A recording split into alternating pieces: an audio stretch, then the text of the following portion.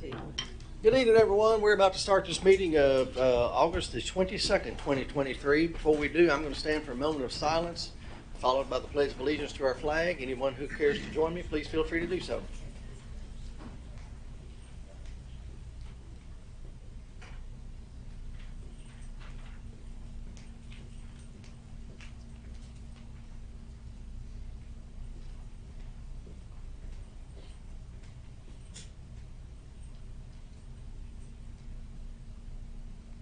Join me in the pledge.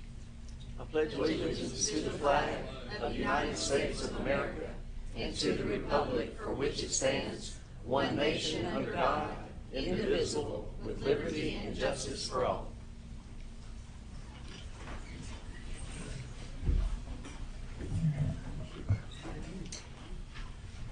All right, we'll call the meeting to order. Mr. Johnson, do you have the roll? Yes, sir. All righty, next item on the agenda is adoption of the regular agenda. Is there a motion? So moved. So moved by Ms. Hayes, second by Mr. Daniels. Any discussion? Seeing none, all in favor say aye. Oh, I'm sorry. We had some discussion. Mr. King? Yeah, I just wanted to ask about the Merrill Hyde paving job under bids and purchases. I think it's number 33 on the consent agenda. Yeah. Oh, we're not there. I'm sorry. We're on the main agenda. Motion and a second. Any discussion? Seeing none, all in favor say aye. All opposed?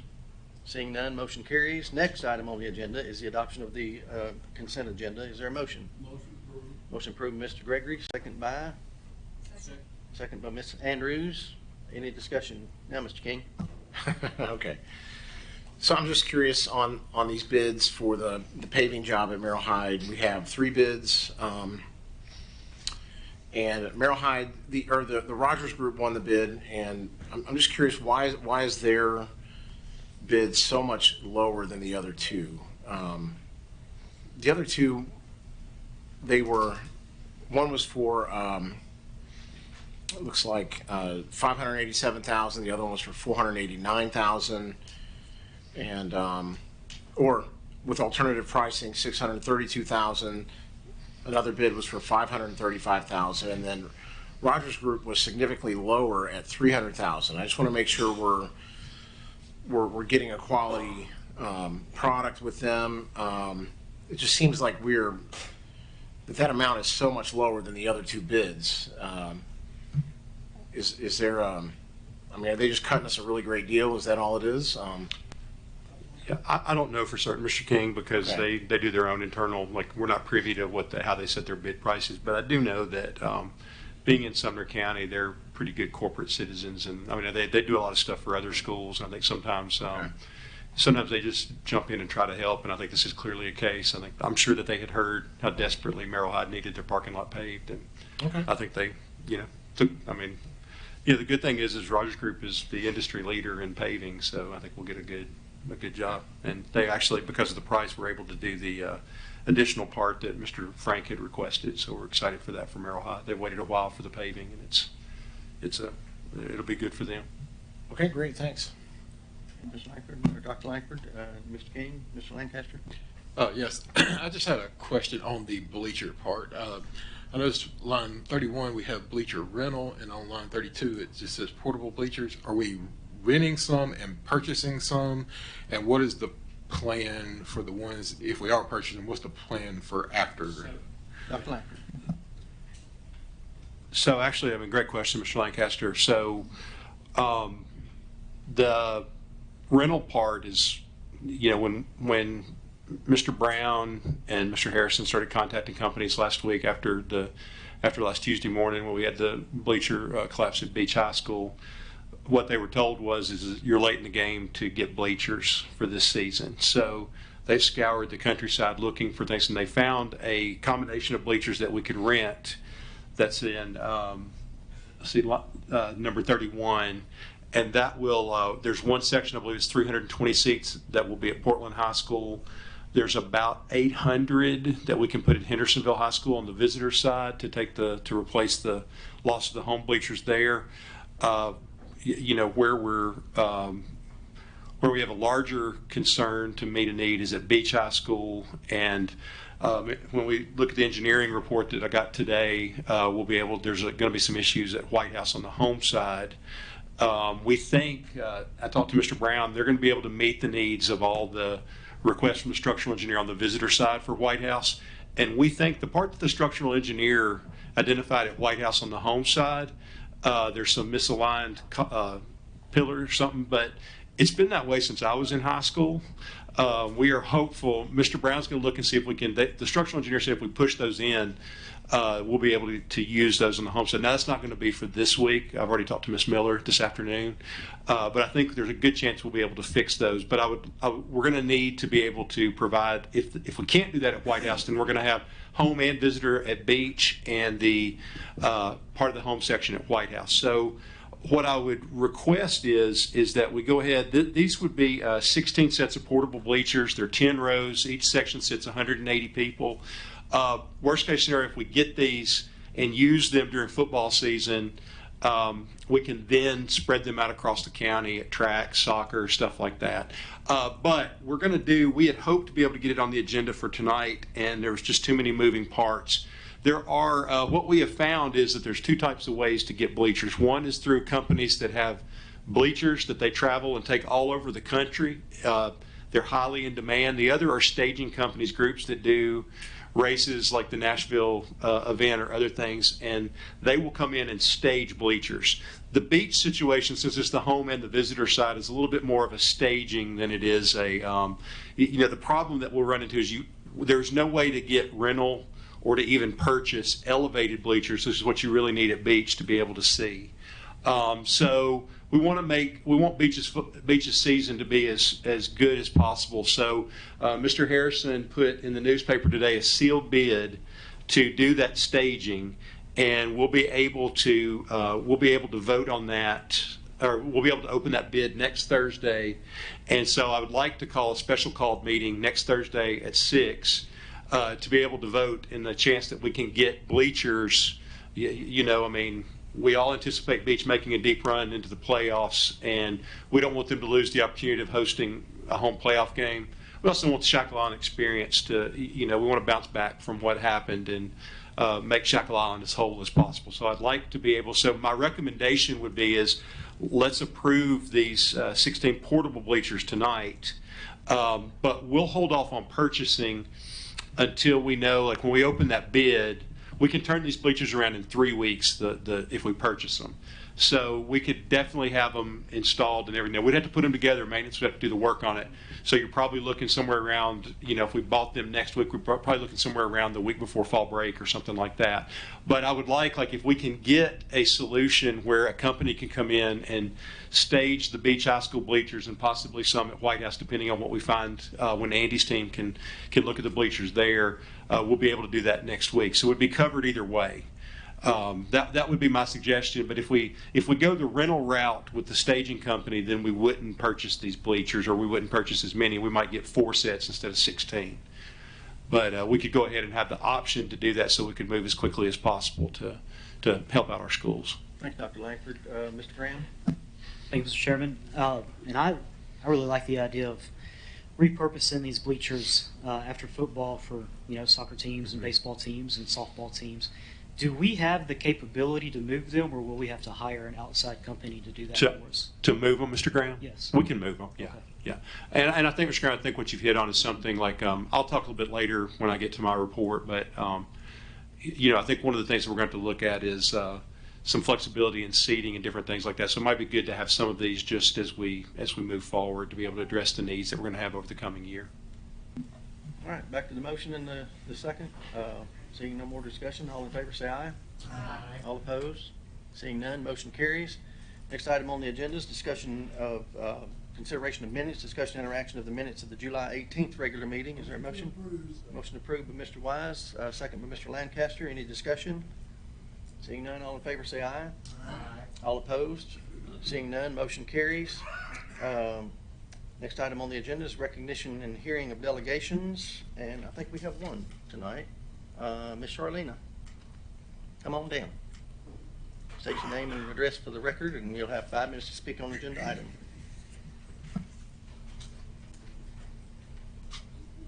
Hi, I'm Charlene Amil. I live at 143 Ruland Circle, Hendersonville, Tennessee, 37075. First, I wanted to say happy birthday, Dr. Langford.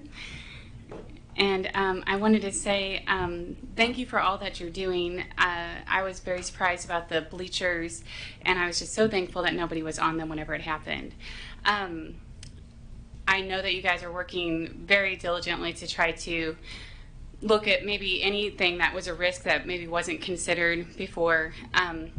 But in going forward, I know that there's a lot of public interest at this moment, but that public interest may wane whenever it comes time for budgets. So I was wondering if there could be some kind of thoughtful consideration about how we're funding the projects, the capital expenditures that maybe aren't necessary for a degree, but maybe do help contribute to keeping students engaged in school through extracurriculars.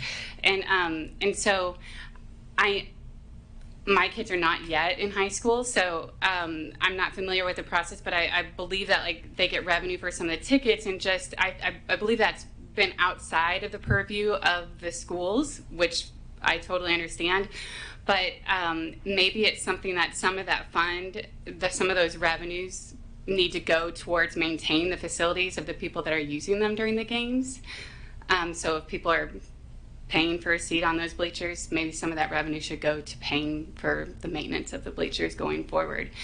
Because I'm just concerned that while there's a lot of interest in it right now, that whenever it comes down to whether you can have a third grade literacy coach or you can have bleachers, you know, reading's going to take priority over that. So I appreciate that. And then also just looking at capital projects just generally, I know that everybody has a wish list. It's kind of like Christmas. You have your wish list of what you want and everything, and maybe there are things that you can do, and maybe there are things that it would be hard to do them for everybody, so you have to like try to prioritize things. I understand the difficulties, especially with 53 schools. Another thing I'd like to talk about is the final exam policy exemption. And when you speak about it, I was just hoping that you could talk about how you got I know you guys had a meeting with the principals, but maybe how teachers were able to contribute their input into it. I've never taught at the K through 12 level, but I have taught at the college level, and I do know that in accounting, I would want a final exam to kind of bring home different aspects in an introductory course, but in the higher level courses, the different topics may be more independent from each other, and a final exam could be more discretionary. And so I do understand this end of course thing, and I know you talked a little bit about it, but I thought sometimes those were exempt. And so I just want to make sure that teachers are able to determine what is best for their class. And then also the teachers that are teaching English in one class at a school are talking with the other teachers. So maybe it's consistent, just maybe more amongst the subject matter that's there, because we do want to make sure that the kids are meeting the standards that the teachers would expect them to after a semester of learning. Thank you so much for all that you do, and I look forward to hearing your discussion tonight. Thank you. Next item on the agenda is Mr. Chairman, if I may. If the board will indulge me for just a moment or two, and this is the proper time to do it as opposed to board member comments. There are three things that I would like to make comment about, and one is it is extremely good to see an old friend of this board, a board member for 26 years, the Reverend Will Duncan. Welcome tonight, Reverend Duncan. Also, I believe it was last Thursday, last Wednesday, I was driving back to White House from Nashville in a bit of a hurry, but I didn't get a speeding ticket going through Millersville. However, I just decided that I could not drive through Millersville without stopping and visiting Millersville Elementary School. Well, my timing wasn't real good, because I go into the building and I know that I can tell there's an incident happening. okay?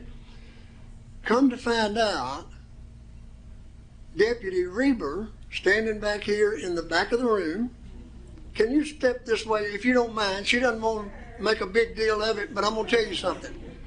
This young lady right here, there was a student in the cafeteria at Millersville Elementary who was choking. He was choking. How old was he?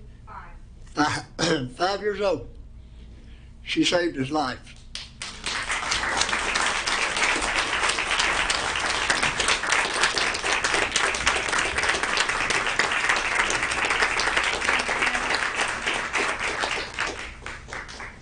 That's real.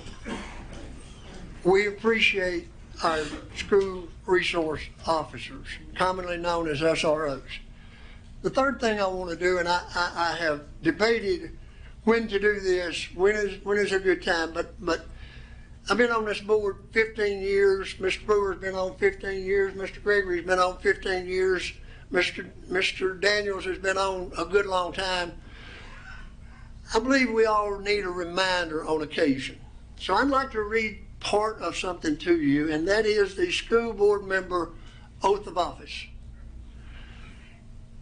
I'm going to read part of it, but I think this meeting especially, and future meetings, it would be good for us sitting around this half moon to remember what you're about to hear.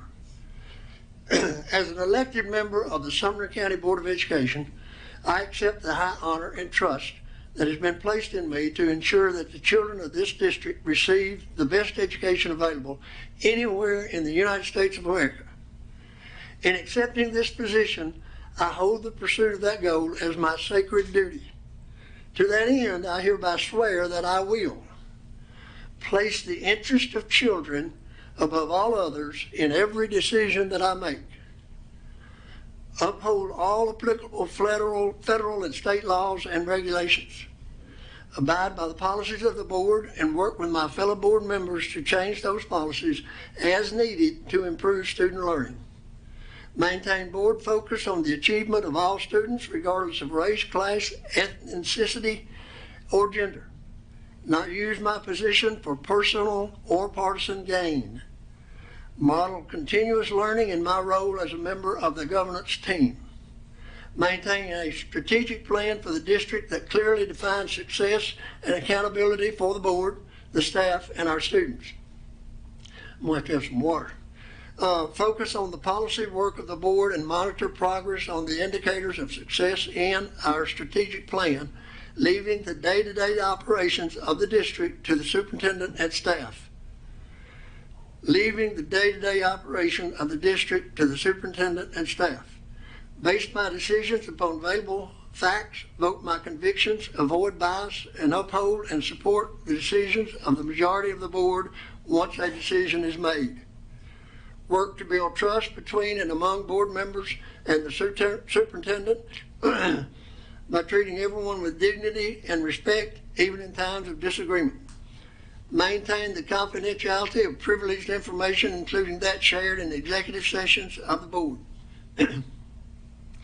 Recognize that authority rests only with majority decisions of the board and will make no independent commitments or take any independent actions that may compromise the board as a whole.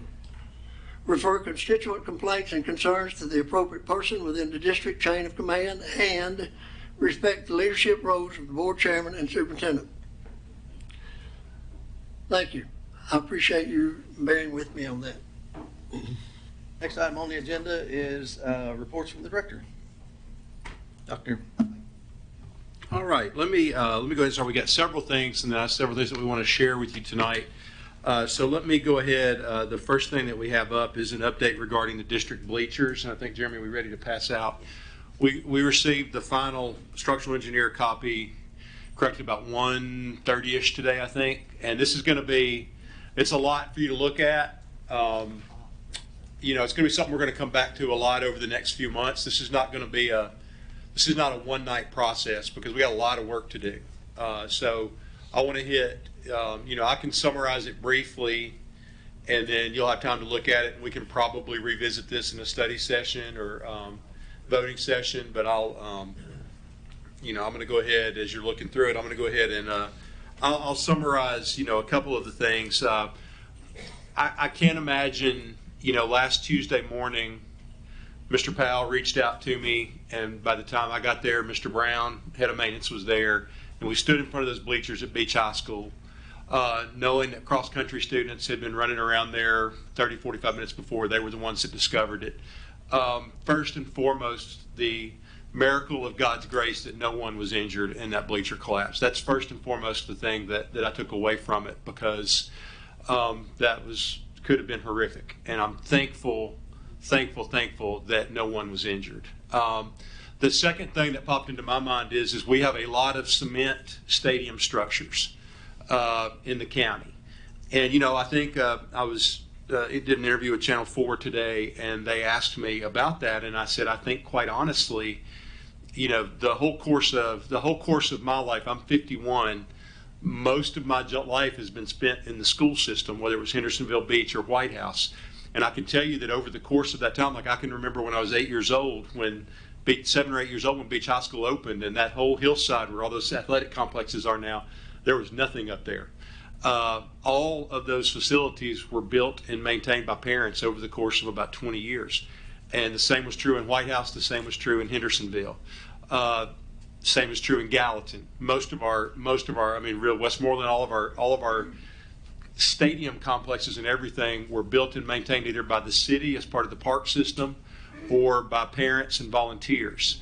And they did an absolute tremendous job keeping and maintaining to the best of their ability. But I think honestly, everybody was complacent in the sense that we thought cement lasted forever. I think you see the same thing. Nashville's dealing with this with the Titans Stadium, with TPAC, and with I-440.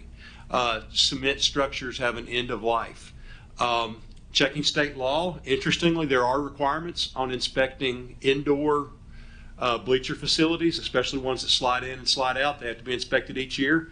Those laws do not apply to outdoor facilities. It's I wish that there was an explanation for it. There's not. So when you look at this report, the biggest takeaway that I have from it is that we need to move as quickly as possible away from cement-based stadium structures, and we need to build stadiums that are safe. And I can't. If I could go back in time, we'd have inspected every one of them twice a year, and we'd make sure that everything was as safe as humanly possible. I can't do that. But moving forward, I think the call for me, the call for the school boards to work together, reach out to the county commission. Let's all work together and let's build our stadiums as safely as possible. I'm happy to accept any responsibility. I can tell you, the blessing to me is that no one was in those bleachers at Beach High School when they collapsed. That's the most important thing. Secondarily is how do we move forward from this to get out of cement bleachers as quickly as possible. One thing is we'll pass out, it's on board docs, but I drafted a preliminary policy for bleacher inspections based on what I knew. After looking at the structural engineer's report, there's a lot more language that I would like for us to add to it, and I've got some language that we can add to it, and I think we can put that with Mr. Brewer's permission, we'll put that on the September study session. The good news is we've had a structural engineer inspect all of our bleachers currently. I would like to come back between now, we'll get this policy done, but we have cement baseball structures too. Now those are, in softball, those are smaller. Most of them are newer, but we'll need to get those inspected too and make some decisions about what we're going to do there. But I would like, and I think, I've talked to many of you and seen comments from many of you. I think we're all in the same place there, that we want routine bleacher inspections from here on out, indoor, outdoor, regardless of what state law is. We want to make sure our kids and fans and community members are as safe as possible. So that's one recommendation in terms of board policy. In terms of process, immediately after last Tuesday, I reached out to KBR, our architect firm, and asked if we could have a structural engineer come in. She was able to come in the next morning, and she went around the remainder of the week and looked at all the bleachers. She gave us an immediate recommendation on the Hendersonville High School home side, the Beach High School the Hendersonville High School visitor side, the Beach High School home side, and the Portland High School, 3 sections in the middle of the Portland High School bleachers. So I'm very thankful to the principals at each school and the coaches and the athletic staff and everybody. They did a tremendous job. Beach and Station Camp played at White House. Portland and White House played at Portland. They flipped the home side to the visitor side. Interestingly enough, the seating went pretty well. We had a massive bathroom problem there. We opened up Portland East High School, and there were more fans there than have been at a Portland White House game in quite some time. Gallatin's new visitor bleachers looked great. We had a great night at Gallatin High School, Gallatin and Hendersonville. So everything went really well, and that was directly attributable to the work that was done by our principals and coaches and athletic staff and trainers and everybody. They really did an outstanding job of managing that change. So that was last week.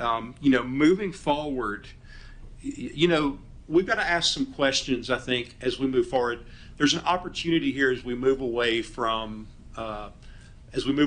cement structures. If we're going back and we're rebuilding some stadiums in the county, we need to ask some questions like, my recommendation is, track and field and cross country are quickly growing sports. We have a lot of kids that are participating in those. Right now we have 2 tracks that we can host regional events. Hendersonville and Liberty Creek. If a kid at Portland High School wants to run track and compete, they have to either go to Springfield or Hendersonville. We need to correct that. I said this last night in a Facebook Live. I would like for all of our school facilities to look like Liberty Creek. That's the degree of excellence that I think that our communities deserve. Now, obviously, that's not going to be. We're going to make a decision here as a board in the next few months, and that's going to happen in the fall of 2024. It's going to take some time and planning. I met with our architect, Mr. Cromer, today. I had asked him, what are things that are non-negotiable that we have to get done to make any impact on our needs for having stadiums done by next year. He recommended some demolition work that needs to get done. I'm going to ask, when we get done tonight, I'm going to ask Mr. Harrison to do a bid on that so we can talk about it at the next board meeting. We've got a little bit of time, but we don't have much to get the demolition work done. The other things, we've got a little bit of time to think about, but that work would have to be done because you have to do some geo analysis and some different things like that would need to go ahead and get started as quickly as possible. So, we can go ahead and get that bid and have it ready for y'all to consider in September. And then if that's the path that we want to go, that's the path that we can go.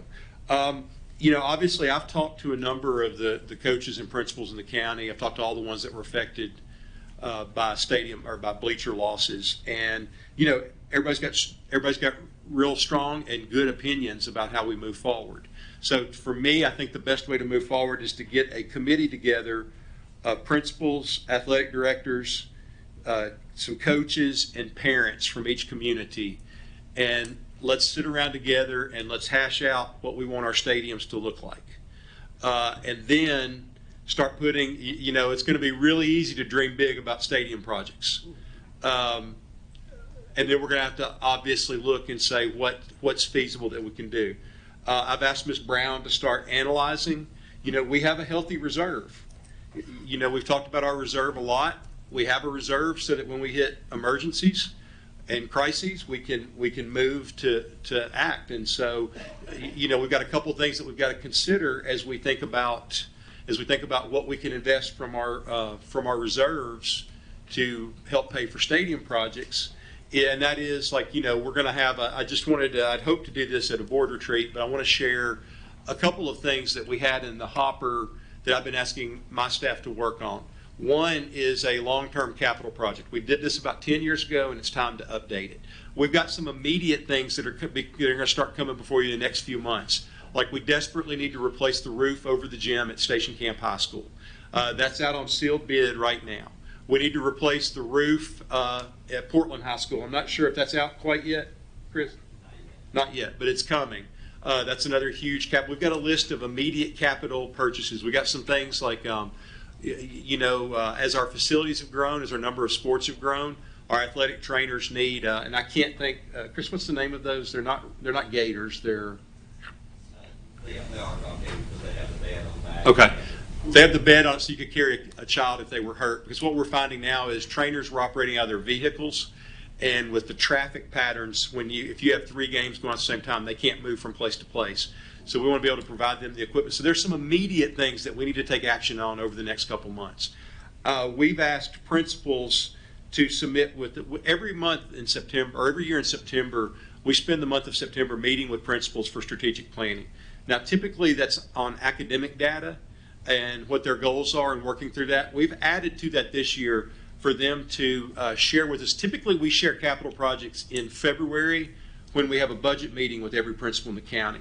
We're trying to get ahead of the curve this year, so we've asked principals to submit all their capital requests in September, by September 1st, so that we can begin to look at those and process those and put together a list of recommendations for us to talk about as a board. So we've got that coming. We've also had our departments have been looking, for instance, there are things that we need to do with HVAC units in terms of modernizing and updating. We've got one tonight, White House High School Annex. I believe we have out for bid Westmoreland Middle School chiller. I'm 51 today. We believe the chiller at Westmoreland Middle may be older than me or close. Nope, it's younger than me. I was hopeful.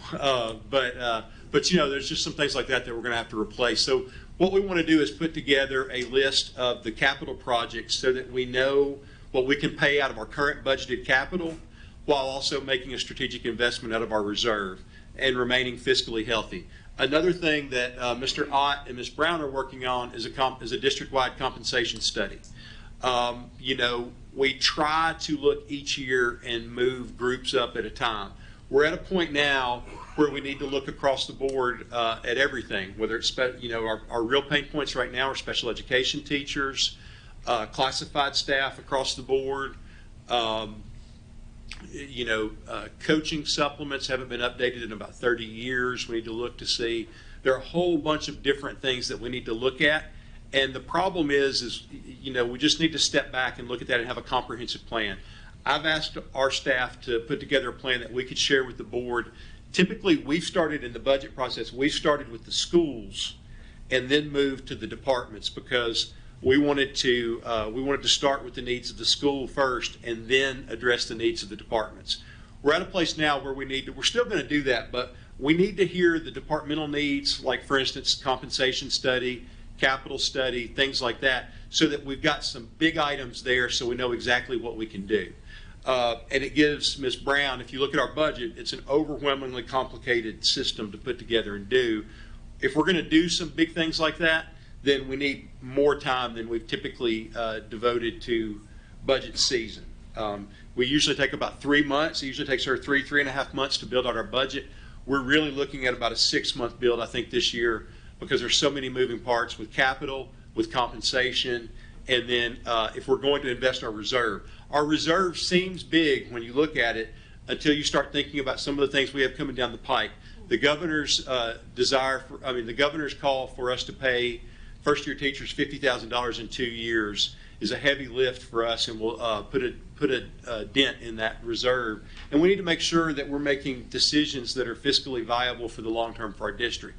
At the same time, we want to take whatever money that we can out of that reserve and invest back into our schools. And so that's not something that I can answer tonight, but that's a process that we're looking at. Ms. Brown and her team are forecasting that, and so hopefully in September we'll be able to give you a little bit firmer number of where we are. But I would expect us to dip into our reserve, but not haphazardly, with a very strategic plan that we're on board with. So that's that process. So I think we'll have a recommendation team of principals, ADs, coaches, and parents from each community. Obviously, this is going to extend. Schools have needs beyond athletic facilities. I think Ms. Allmiller mentioned that earlier. They have needs we don't want to leave out. We don't want to leave out anybody. We want to do the very best we can for all of our students and all of our campuses. But I do think my foremost recommendation is that as quickly as we can, we get out of cement stadium facilities. Most of ours are near the end of their life, and we need to address that as quickly as possible. Mr. Lacy. How much money do we have in our fund or reserves?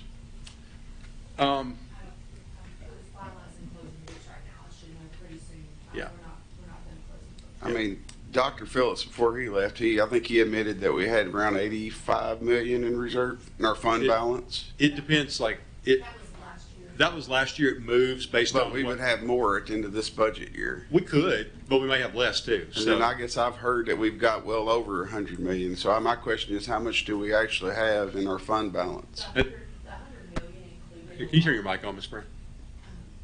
I've heard that number thrown out quite a bit, and so I started researching what they were including. And so the comptroller's office includes a lot of restricted accounts within that, like school nutrition. And so a large part of that balance that you're hearing is school nutrition. It is not at all spendable for anything except school nutrition. In addition to that, there are other restrictions on those accounts, like we've kind of talked about before.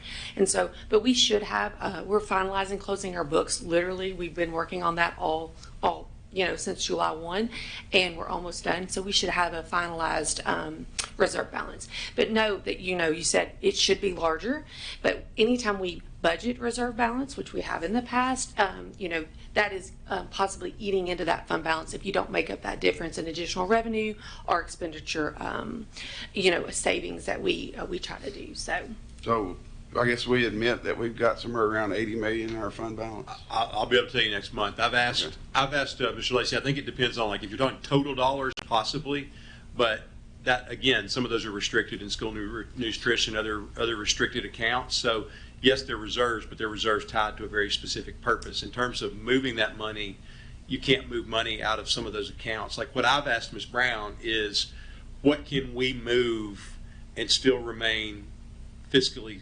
solid and stable? That's the question. That's what I hope to have for y'all next month. Like, I can't give you that answer right now, but that's I want us to be able to have a number, 20 million, 10 million, 15 million, 40 million, whatever it is, to be able to say this is money that we can consider using for some of the long-term projects that we're looking at, whether that's compensation or whether that's capital. Gotcha. And I guess you made the statement that you said you wanted every football stadium to be like Liberty Creek. Is that correct? I said I want our facilities, not just football. So the whole campus and everything. I want it to look as good. I mean, obviously we're not going to be able to make everything look like that, but we want to get as close as possible. I went to one of my schools, was it this week, last week? They still got 2 portables on their campus. You talk about Liberty Creek, but we got 2 portables. Y'all are talking about putting a fence that cuts their playground in half. And the SRO and the principal I was talking to, they were saying, I hope they don't cut our playground in half. They've got a really nice walking track that goes around their playground. The way we're designing the fence to go around their playground, it would cut their playground. That the kids couldn't even use their walking track. They would lose half of their yard. Why would we do that? I don't know if you have that principal reach out to me. I'll address it. We've got schools in my district that have water leaks, and they've been dealing with it for years. I'm on board. I want to fix everything, and as long as we have the money to do it, I'm on board for fixing everything, making it as great as possible. Yeah. And I actually specifically have had people that's financed themselves in our school system. They did the finances for their football field or for their quarterback club, whatever it was. They specifically said there never needs to be another Liberty Creek in our school system. Well, I think, Mr. Lacey, where I would, interject is I'm never going to build a school built on a different decade standard. The next school that we build, we need to build it as wonderfully made as we can afford. And then we lift everything else up to the best of our ability. Like, I'm not going to build a school on a 1976 standard. I'd rather build a 2023, 2024, 2020, whenever we build our next one. I want to build it to the highest standard we can for our kids, and then let's work to lift the other schools up. But you said have that principal reach out to you. I'm reaching out to you as their board member. Well, if you I tell me the asked them school, if there was anything I could do to help them, and this is what came from their heart. We're If you tell cutting me- their playground in half. I What don't I'm saying understand is, why if we you'll want to do that. If you'll share with me after the meeting the school, I'll address it. I'd be Yes, happy sir. to. Mr. Daniels? Yeah, just a couple questions when we're talking about the bleachers and the plan. Number one, when I look in the report that was provided by the structural engineer, it's got a picture of the new Gallatin bleachers. And it says new visitor side galvanized steel bleachers on sonotube foundations. My question is, when we're looking at rebuilding stadiums and getting rid of concrete, is this the style that we're looking at building towards? Does that meet the standards that we're trying to get all of our stadiums to? It does. You know, the first thing I think we should pay homage to briefly for Gallatin High School on the home side is that Mr. Garrett's railway iron has stood the test of time. Railway iron is solid, so we're thankful for that. But yeah, I think, you know, obviously that's a visitor side. When I talked to Mr. Cromer, our architect, today, and I asked him, and he said there are a couple different ways that we can look at that, and we can share some more of this later. But you know, when you build those steel and aluminum structures, you can still have, there's two ways you can do it. One, you can have it closed off where you can't put stuff underneath. I'll be honest, like, part of me would like to go that way because I hate stuff being stored underneath bleachers, but it does give you, when you're building a larger, like a home side, like let's say if we put something like that on the home side at Beach High School, we would be able to build under there, you know, some bathrooms, some things like that, but build them, you know, state of the art, very nice. And I mean, I guess there's probably not a state of the art bathroom, but very nice bathrooms. And so, yeah, I think that's the, but those, you know, those aluminum and steel bleachers, the lifespan of them is significantly longer. Well, then I get my second question is, you know, obviously there's been a lot of talk about bleachers. The other thing that I've heard from a Gallatin standpoint is the Gallatin track. It's I think we all know it's in pretty bad shape. And I would assume that as you get this group together to look at sports facilities and everything else, that's something that will be looked at in depth. Are there any plans to look at the track to you know, reseal some of the holes in it right now to at least get it through the you know, the track season? I don't think that one's salvageable. What I have asked is, it's been on a long-term capital project list for several years, and Dr. Phillips had planned to get this done last year, and then when we were doing the visitor bleachers kind of jumped in importance, jumped to the track. My plan is for Station Camp, and we've already asked to put that out to bid for Station Camp and Gallatin High School tracks for us to go ahead and that's in our, we'll share with that as we get the bids back to come. Like the Gallatin High School and Station Camp High School track would be a very short-term, almost immediate need for us. There is a question at Station Camp that I need to talk to Mr. Crook about and get Mr. Brown to do some investigating. There may be some drainage and irrigation work that we need to do first before we put a new track in at Station Camp, but that would be part of what we would look at. But yeah, Gallatin High School track over on campus is a near necessity, and we need to go ahead and get that started. So just to confirm that that's going to go out to bid shortly. That We would need to get some design okay? aspects worked out, for sizing and all that, but we would, I wouldn't expect anything for September. Well, It would be more. Yeah, and I guess when I said short term, I meant, you know, in the next 2 to 3 months as opposed to sometime next year. Oh, So, absolutely. okay, awesome. Thank you. Yeah, that's at the top of our, I mean, it's near the top of our list for right now. Thank you.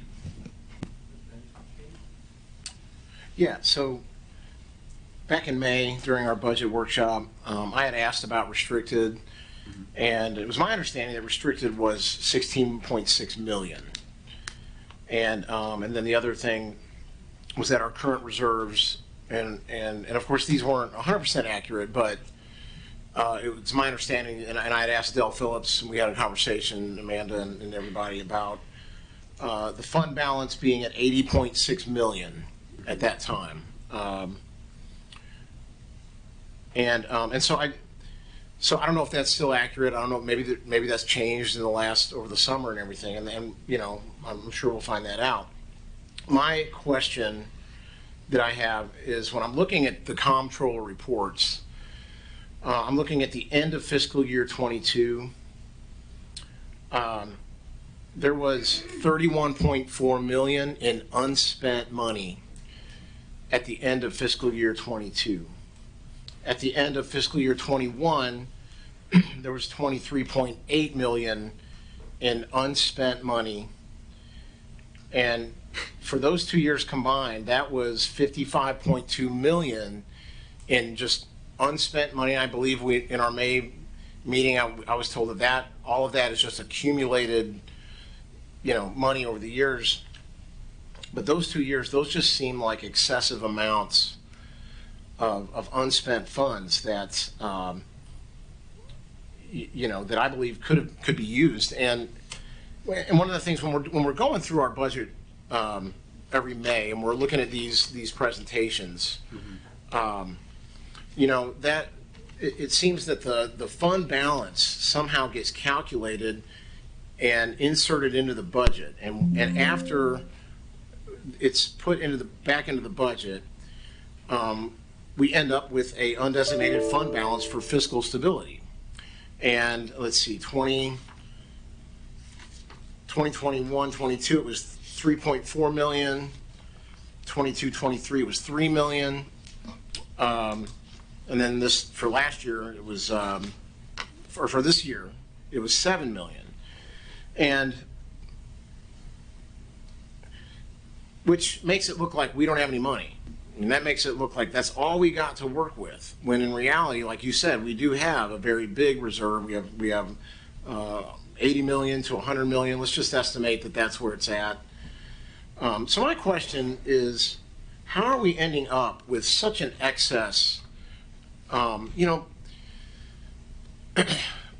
the end of fiscal year 22, prior to last year,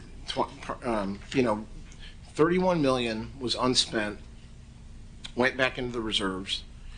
Then we asked the county for $14 million more in maintenance of effort funds. And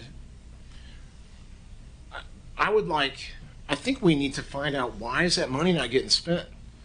Because here's the thing, if we're budgeting millions of dollars, and at the end of our budget cycle, at the end of our fiscal year, we end up with such an excess amount, something's not adding up. We need to find out, are people over bloating the budget lines, and they're exaggerated to a point where they're not even reality, because you just can't have a budget where you end up with that excessive amount of money. And with that said, maybe there's some of that money, like this year, how much is not going to get spent? And perhaps there is a pool of money there that we just need to do the research, find out what's not getting spent, what is getting over budgeted, what lines are bloated, and see if we can find that money. Because, 31 million, that's a lot. In fact, over 2 years, that's 55.2 million in unspent money. That's $1 million per school. And here's the thing, and that's on top of, at the end of fiscal year 21, 64 million that was in the fund balance, according to the comptroller, which by our current restricted amount, that's 4 times our current, the current mandated appropriation by the state. 80 million right now, if our fund balance is 80 million, that's 5 times the mandated amount. So I feel like we need to figure that out.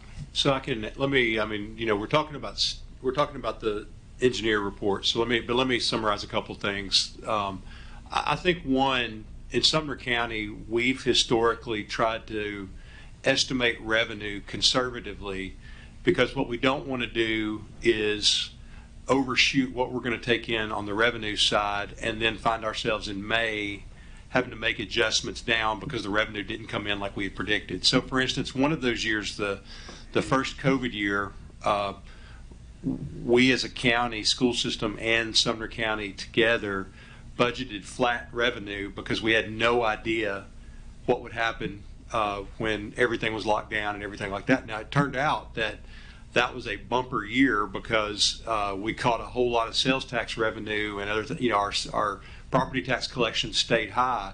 But when those revenue projections were made, they were projected low. And really, we projected low the next year. If you talk to Mr. Lawing or Ms. Brown, either one, they're going to project revenue conservatively because you don't want to. So the majority of that money comes in because we project revenue conservatively, which is a healthy practice. The state of Tennessee does the same thing. In terms of our reserves, it seems like a big number until you think about the fact that it costs about $1.85 million a day to run the Sumner County schools. So the question is how much of a reserve do you want to keep on hand? We have way less of a reserve than the state of Tennessee does, and our percentage is lower than the Sumner County general. So, but at the same time, I agree that, like, and I would say on our side, I can remember when I was in the military, we would burn every penny that we had. You left nothing. We wasted money to make sure that we spent all of our money being afraid that Congress would take it if you didn't spend it. So we have the opposite approach. I think Sheriff Weatherford does the same thing. Most of our departments do, which is, we shoot revenue conservatively and then we try to spend conservatively because we know that's best for the. But I do agree, Mr. King. I think that in terms of budget documents and things like that, one of the things I hope to do as we progress through the year is to just ask what do we want to see and what do we want to share. And I think, to go back to Mr. Lacey's question, I think to piggyback off yours as well, and that's what I've asked Ms. Brown, is like, where do we feel comfortable? Is that number 31 million? Is it 12 million? Because I can tell you that, the compensation things that we're going to put into place, we're going to have a reserve, unless, like I am happy. Last year we projected a budget that was flat on revenue. We had talked to our county commission, and I know Mr. Schoaf worked very, very diligently to get a budget done on the county side. He did a really great job getting the budget done on the county side. But we knew that we needed to come in at a revenue neutral budget, and we did that. I think the question that we've got to ask is, we can keep going back with revenue neutral budgets, and we'll start to eat that reserve. And if we as a board are going to continue to shoot revenue neutral budgets, then we're going to have to leave more in reserve because we've got to shoot out for we've got a tax reappraisal this year. My understanding is that the taxes are about the value of property is about 60% of the market value. So that's going to bring the tax rate way down, and the commission's going to have to set that rate based on where they set that rate. It's going to affect the revenue of county, the school system, and county general. So there's some wild cards out there that we have to be cognizant of, and and then ask how comfortable are we? Do we stay revenue neutral in terms of what we're asking the commissioner? Do we ask for more money? I think right now, I've had very, very productive conversations with Mr. Schoaf, and we've worked really well together in terms of I like Matt. He shoots straight. We come to an agreement about where we are, and then we roll with that. And I would suspect that's probably what we'll do. But we will have to be aware, if we're going to stay revenue neutral. I'm fine with that, but then we'll have to preserve more reserve. And that's why I've asked Ms. Brown to do some projecting so that I can get y'all an accurate number. So as we're thinking about these capital and compensation type things, that we've got real numbers that we feel comfortable about spending.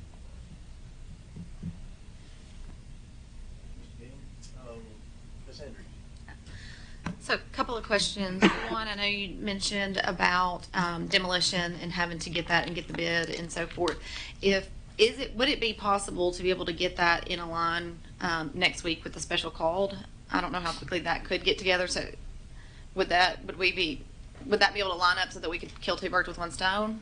No, No? Mr. Okay. Harrison moved heaven and earth to accomplish what we did today. Okay. So It was worth asking on that. And talking to Mr. Cromer, he thinks if we do it in September, we'll be fine. Okay, because I know that is a concern. Timeline is a big concern of, how quickly can we get this done? What does the timeline look like? Yeah. Because I know that, we have some programs that are anxious and want to have as normal of a season next year as they possibly can. And obviously it's going to be dependent upon doing demolition first and so forth. So, And I'll be, this is all speculation right now. We've got a lot of work to do, but just asking questions to our architect. We can get bleachers in at Beach High School on the home and visitor side for next year, I think. Okay. Obviously, if we delay, we won't. Now, a track, because to me, it makes sense with the long history of track excellence that Beach High School has, that we go back when we're redoing their stadium and we put a track in. And then we've got another competitive track that we can use for the county and meet the needs of the county. That probably won't be ready. I think we're looking there for track season 2025, not football kickoff 2024. there's a lot of work that goes into that, and I mean, it'll look fantastic. But I think we're gonna have to be realistic about what we can get done for the 2024 season, and that's where I think what we're really looking at is a 2 or 3 year plan.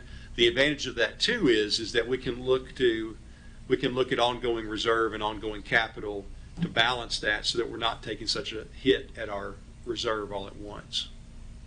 Other question is, since we did discuss the tracks at Gallatin and Station Camp, I know you said that could go out to bid and so forth. I don't know what the construction timeline is. I mean, since technically those surfaces, are there, and it's just a matter of taking up the old. Well, there's probably more to it, but essentially taking up the old and laying down new. Is that feasible to think that might be for this upcoming track season? I don't know. Okay. We'll have to because as Mr. Harrison mentioned, there's got to be measurements done and things like that. You're taking, for instance, Station Camp. When Station Camp High School was built, it was built with a 6-lane, not an 8-lane, which is regulation. So the question is that the measurement is can you put an 8-lane there? It makes sense to me if you can put an 8-lane, we go back with an 8-lane. Correct, then absolutely. We got a competitive track. But I don't know. That's I just know that that's probably going to be a question that's asked, since we have discussed that those are going to be replaced. And so the next question is, but will they be ready for this season?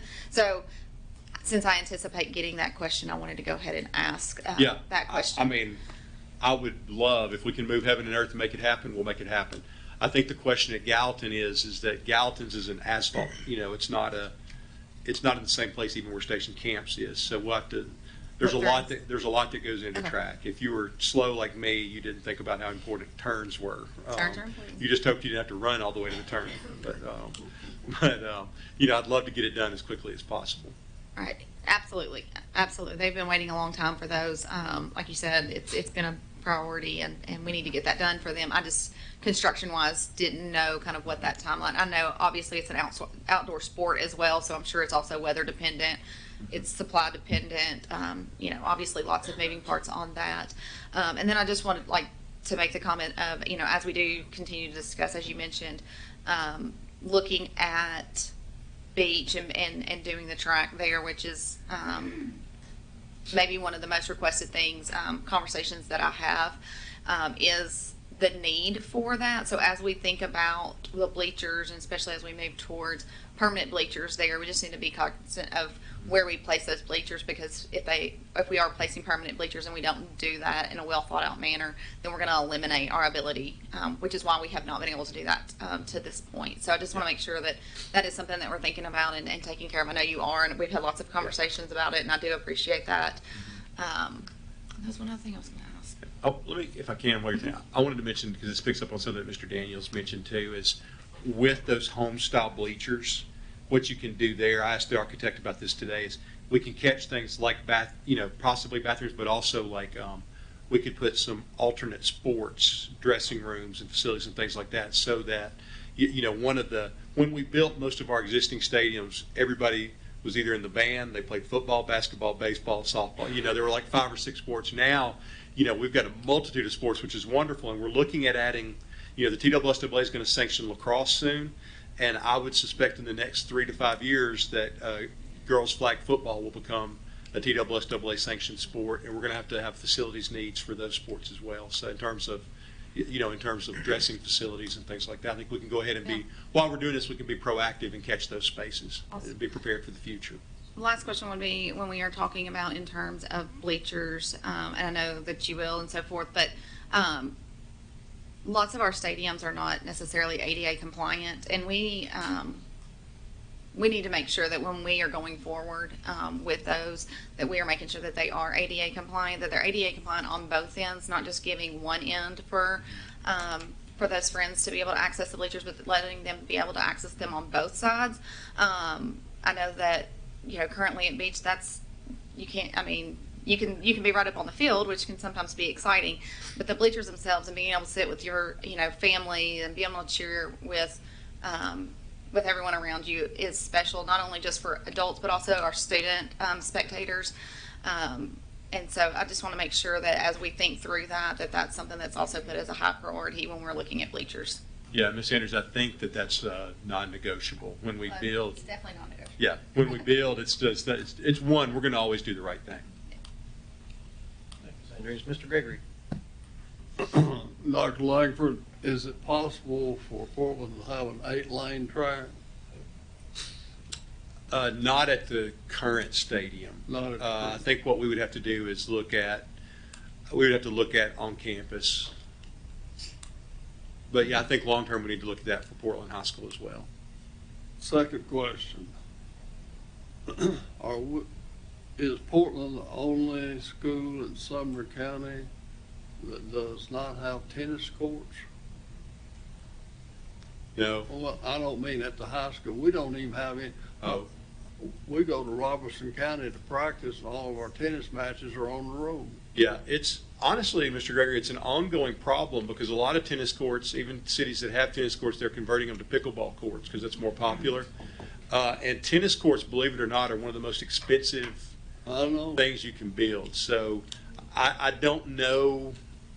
I don't know the state of some of the tennis courts. Okay, go ahead, Amanda.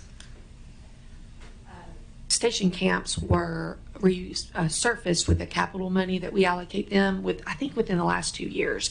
But now, this is not where I'm an expert. My understanding is that to have a match, you have to have 4 actual tennis courts, and I think station camps is only 3. I may be wrong about that. It may be 4, but from my understanding, everyone plays their matches at Hendersonville Parks. That's my understanding of the situation. So I know Henderson that's Park. I think they're the Park. yeah. I think Station Camp and Liberty Creek are the only ones with, from my understanding, functioning even practice facilities for tennis.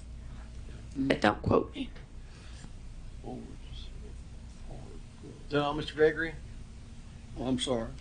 Mr. Graham. Thank you, Mr. Chairman. I want to also, the 2 things at Gallatin High School I hear the most about are obviously the track. I mean, everybody, and I think it's because as soon as you drive in, when drop off and pick up, boy, it's right there just glaring at you. I've also, and I didn't know this, but I also have been told several times the past few weeks that the auxiliary gym at Gallatin High School doesn't have any HVAC, no air conditioning, heat, anything. And so I'd like to throw some shade at that, add it to the pile if we can. I can assure you that that's been asked for any number of times. I'll check, Mr. Graham, but I believe that there's a structural issue that you can't air condition it. Yeah, something. Yeah. And then, so I have 2 actual questions on the bleachers. Mm-hmm. When was the last time that we had any type of comprehensive inspection, if we've ever had one? I don't know. And after something like this happens, everybody comes out of the woodwork and they always say, I've been telling them for years. Have we received any actual complaints or official complaints from citizens, from fans, from principals, from coaches? I mean, I think that, it's one of those things where I think everybody says we'd like a new stadium, we'd like this, we'd like that, but I don't know that, I think it's been something that people have talked about, but I think it's one of those things that until, it's like when there's a tragedy and a bridge collapses or something like that. It's one of those things where you may talk about it, but then it doesn't become real until something happens. So, I wish I would love to pull out a binder with bleacher inspections and everything like that, but it just doesn't exist. And, all I can say is moving forward, I can assure you that we will have binders full of bleacher inspections and stadium inspections. That'll happen. We're going to inspect everything that moves. Thank you, Mr. Graham. Mr. Lancaster. More importantly, things that don't move. Thank you, Mr. Wise. Thank you. First of all, are we going to put this on the website? It'll go up tonight. Okay. Oh, it's on right now. Thank you. So, have we addressed the White House Stadium situation? Because I was not aware. I knew Portland, Hendersonville, and Beach, but now I'm sitting here about cordoning off the far right section of White House. Yeah, that was Is that a today find out thing? Okay. Yeah. Okay. I think though, Mr. Lancaster, I think I can assure you that those bleachers have been like that since about, with that part. But we're going to be beyond. But Mr. Brown is going to go out and see. in that report, the structural engineer says you can lift them up and look. Right. You know, because when you look at White House on the home side, you can't imagine anything could go wrong because it's built into a hill. Yeah, that's when I read that, I was like, Yeah. I don't understand how that. The concern is there is. is a slight chance, because of the way the bleachers sit, that one could slide. Okay. So it's not like a collapse like at Beach, but there could be a shift and somebody could fall. So, you know, like, out of an abundance of caution, we're gonna not use that section this week for the White House Liberty Creek game. And then next week, we're gonna get Mr. Brown to look at it and see if we can, if there's a piece of equipment, we can get him push those in. If not, we'll look at some temporary bleachers for that section of bleachers there. Okay. I think. Oh, and I'm sorry, Mr. Lancaster. Mr. Brown said that they can get all the maintenance stuff that's suggested for the visitor side. They went out today and looked. As soon as we got the report, I had them go up and look, and they think we can get all that done before Friday night. Okay. And one question I had was on Station Camp specifically, if, you know, we're going to try to retrofit that so that they could host. Yeah. I think y'all addressed it, that we were going to try to measure that. And as far as, I know a lot of people probably think of metal bleachers and think, well, that's just not as nice looking, but, you know, on Friday nights specifically, but I wear a different color hat and go to different places. And this past Friday night, I was at the new James Lawson High School in Metro for their very first game. Beautiful.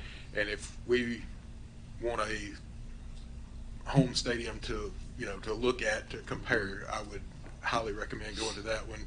It has, I was very impressed that you go, you know, for as far as ADA compliant, it has a ramp walkway up the middle. Then, you know, the first thing I noticed when walking in and up is that, you know, there were people in their wheelchairs in the bleachers, you know. And so that was, and like I say, below it, you have your dressing rooms, you have ticket hub and everything else, and very, very nice, color coordinated with the, you know, the school and everything else, but still a metal structure. So that's, you know, when people, I know when I first hear like, oh, we're going to have metal bleachers, it just sounds. Yeah, you're thinking about like park, you know, yeah. Yeah. So Yeah, the ones they make now, I mean, if you look at the ones on the visitor side of Gallatin, they're really nice. Yeah. And that's a visitor side. We can, you know, we can certainly, like, I want to definitely go see the James Lawson. Yeah, it's nice. So thank you. Thank you, Mr. Lancaster. Mr. Daniels? Yeah, I've just got one follow-up question, you know, based on comments that Mr. King made. And this goes to the budget. You know, we were talking about, you know, one year we've got 20 million in unspent funds, the next year we've got 30 million in unspent funds, and now that's 50 million in unspent funds. Is that really how that works? Because it was my understanding that if we have 20 million in unspent funds one year, that rolls into the next year's budget. So it's not 20 plus 30 equals 50. It's that 20 rolls into the next year's budget, and now you're at 30 million the next year. There's not an account that 20 million goes into and sits over there. It's rolled into the next year's budget, and then that also becomes unspent funds, correct, if it's not spent. So technically, if we had 20 million one year and the next year we end at 30, then there's a $10 million difference in the budgeting versus an additional 30 million. Yeah, I think that's accurate, and I think Ms. Brown did.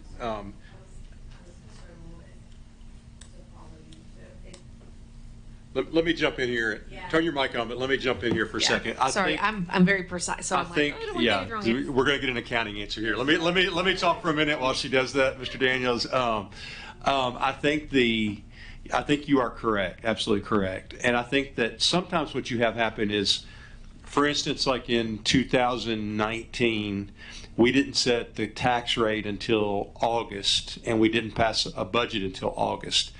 So because of the change in the tax rate, all that money, you know, the difference in it, or excuse me, let me say this, 2015 when the tax rate changed, all that money went in the first year as undesignated fund balance because it came after the budget.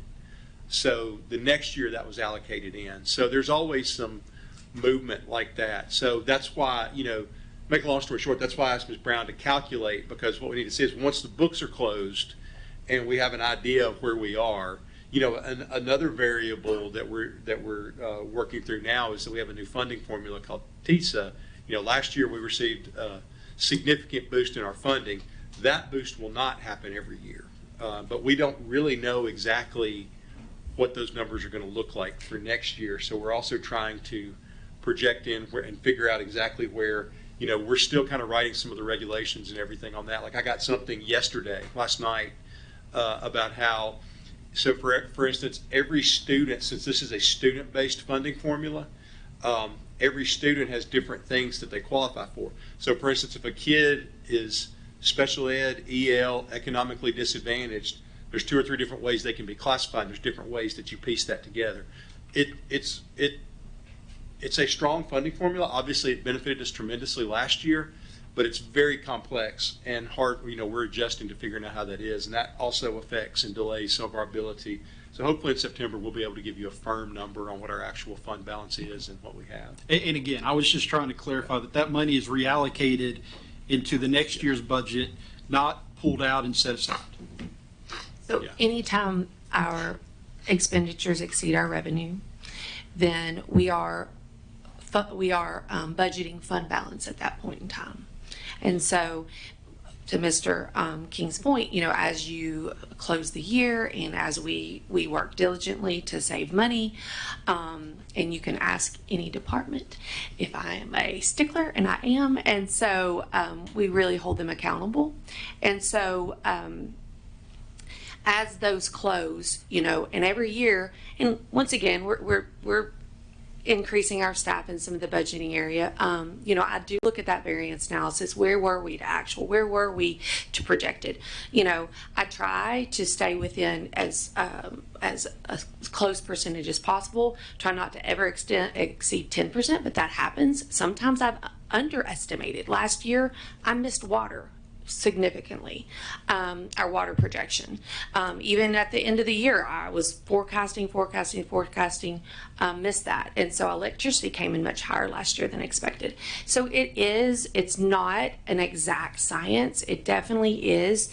Budgeting is and Mr. Lancaster can tell you, it's not an exact science. If anyone tells you that their budget's going to be 100% on, then it's a small budget, because there's no way. And so, but as that reserve closes, and the next year that balance will be, and the next year, based on your revenue and expenditures, that your reserve balance will adjust accordingly. And so the beginning of the year plus your revenue minus your expenditures will be, for the most part, your ending reserve, except for restricted and encumbrances. So I know that's a lot of accounting, but it's not just this number and this number added together. Thank you, James. Mr. King. Yeah, so just to kind of address that, so the 31.4 million does not have the 23. It's like you're saying that the 23.8 million is rolled over into that 31 million. It's reported as 31 million the next fiscal year, and that's not what's going on. What's happening is this is every year revenues minus expenditures, and those are the figures. Okay, and so those figures accumulate into our fund balance. So, for example, in 2020, our fund balance was 64 million, and at the end of that fiscal year 21, we had 23.8 million in unspent money. Add that to the 64, that increased our fund balance to 88 million. And then at the end of fiscal year 22, we had 31.4 million in unspent money, and that increased our fund balance to 119 million point four. And this is from the state comptroller, and those are the figures. And so every year, that unspent money it does get parked into the bank somewhere, unused. And what's happening when we do our budget, we roll that back in deceptively. Okay, and so we make it look like we're using that when we're really not, because if we, the budget for 2020, 21, we were supposed to have only 3 million in projected undesignated fund balances, and we ended up at the end of the fiscal year having 23.8 million. So no, these are not getting rolled into, so part of that previous year's unspent money isn't getting rolled into what's getting reported to the comptroller. Does that make sense? So every year we're accumulating. For example, I mean, if you look at We started out in 2012 with 17 million, and every year, little by little, it has grown to about 10 years later to almost 120 million. Okay, so this is accumulating unspent money, and that's what it is. So I think, like as I mentioned earlier, that we'll have a firm number next month, and then we'll know. We can work from there. Mr. King. All right. Next item on the agenda, let me just confirm here, presentation of draft policy, we're moving that to, oh, I'm sorry, you weren't through yet. Yeah, I'm sorry. Oh, I'm sorry, I Mr. thought Brewer. you were done. I was going to suggest, we shared a draft policy for bleacher and stadium inspection. What I would like to do is put that on the study session, if everybody's good with that. And then I've got some more language, and I'll try to get that draft out as quickly as we can so everybody can start looking at it. That's a good first stab, and we've got a little bit of time because we've already had a structural engineer look at the bleachers, and then we can work on getting a more fleshed out policy that we all feel good about in September, if that's good. And then, Mr. if I can run through the rest of things I had on the report. Heat. If you notice today, Robertson County and Rutherford County decided to close 2 hours early for the rest of the week. I've received, this is my first run as director of schools with heavy lobbying about closing school, but closing 2 hours early at 1 o'clock is equally, if not as hot, at 3 o'clock. It just doesn't. It just doesn't make good sense to me to do that. No judgment on other counties. They got to take care of their kids the best way possible. What we've done is our maintenance teams have worked tirelessly to keep schools cool. We're running the air conditioners 24/7, the HVAC 24/7. We've been pretty successful. There are definitely a classroom here, a classroom there. Sometimes we had, for instance, we had to reset Liberty Creek today. I don't know if there was a power surge or something flipped, but we had 25 units that flipped off. They reset them. They came back on. We've had a number of little things like that. Adding we had on the consent agenda tonight the White House High School Annex. That was a pain point. We've got that rolling now. The parts are coming. They're almost in, and then this was the installation parts. So maintenance crews have done the best job possible to stay on top of it. I hate to upset kids everywhere, but in my decision that we're better off in school than we are turning kids out at 12:30, 1 o'clock. It's hard. On a serious note, anytime, as Ms. Herron will tell you, closing early is hard because we have a number of students with health needs, diabetic students and others that really depend on the school nurse. And the 2 hour early departure really jams lunch schedules and things like that, and it puts some of our medically fragile kids at risk, and so we want to be really careful with that. We only do that as an absolute emergency, and I think that we're going to be okay this week, and so it's going to be hopefully the heat will break, and this is our last hot week. We'll probably catch one more in September at some point, but hopefully we'll be okay there. But that's kind of where we are on heat. And Ms. Herron wanted to share an update on student health.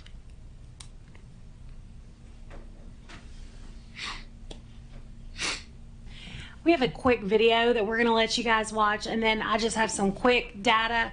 It's not mind-numbing. It will be fast.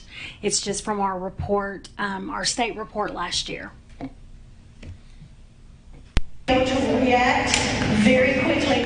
From CPR Unit, okay. to AED usage, Sumner County nurses continue to prepare for situations we hope never happen. You're caring for every family's most valuable possession. Health Services Director Lisa Herron works hard to remove health barriers so students can learn. We see students with diagnoses in every area that you could imagine in medicine, and we want to have a special.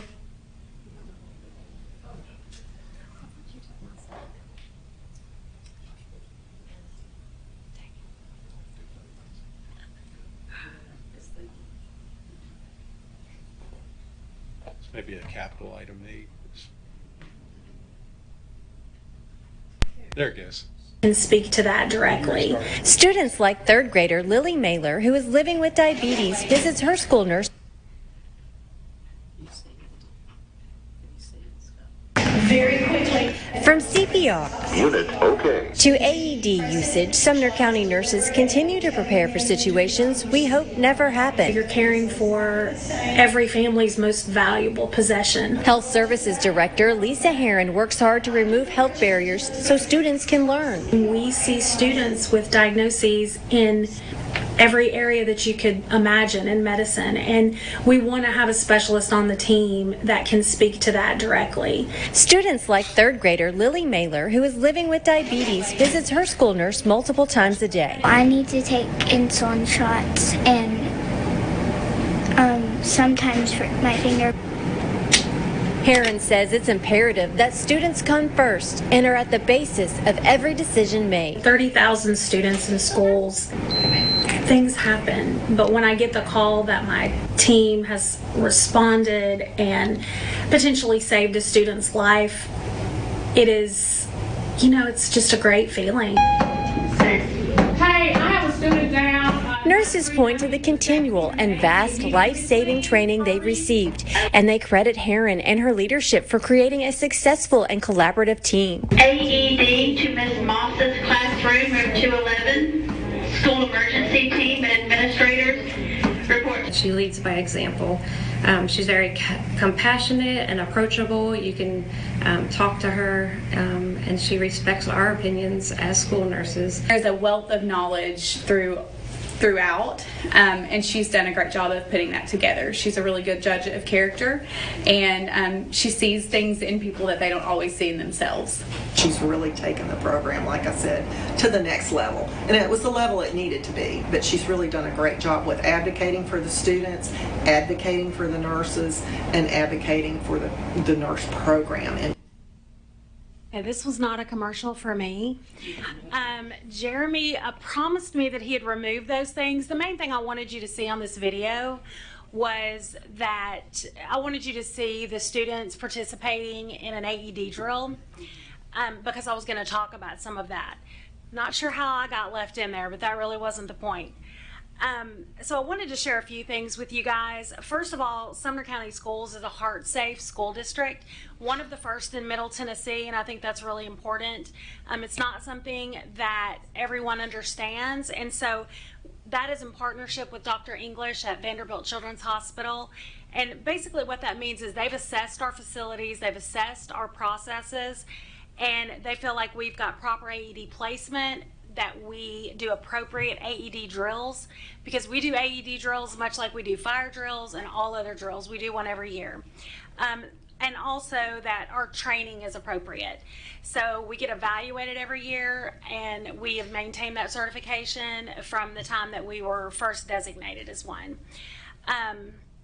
Also, and this is something that people aren't necessarily aware of, there's very little opportunity for us to share granular details about emergencies and medical situations that arise in our departments. There are some families that allow us to speak on certain situations, but in general, there's very little that we can share, which is why, unfortunately, or fortunately, I get to share data and not necessarily details about certain situations. But I can say that we've had 6 cardiac events in the last 5 years, somewhere in this district. Many more emergencies, but 6 cardiac events where an AED was necessary. So I think that's just something to keep in mind and why we pay such close attention to our AED program. So over the past year, we trained or certified in CPR over 3,300 individuals. Now, greater than 2,600 of those were 7th grade students. So we have a pretty robust training program for 7th graders. Most of the time they get that reinforced again in wellness in high school, but we try to also train our 7th grade students across the district. We also have trained transportation, coaching staff, pre-K staff, before and after school staff, as well as nutrition managers. And that's every year, that's ongoing, but that was just what our numbers looked like last year.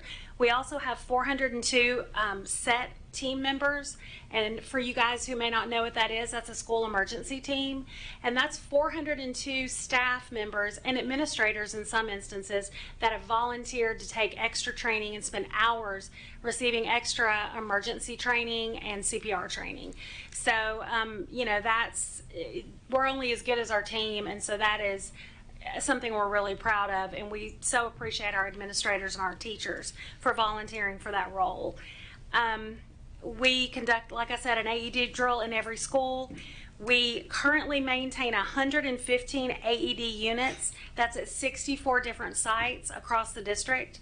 Those are checked monthly. Those are audited annually about the location to make sure that we're in the proper location to meet the needs of the schools. We also collaborate annually with EMS on our AED placement and our locations.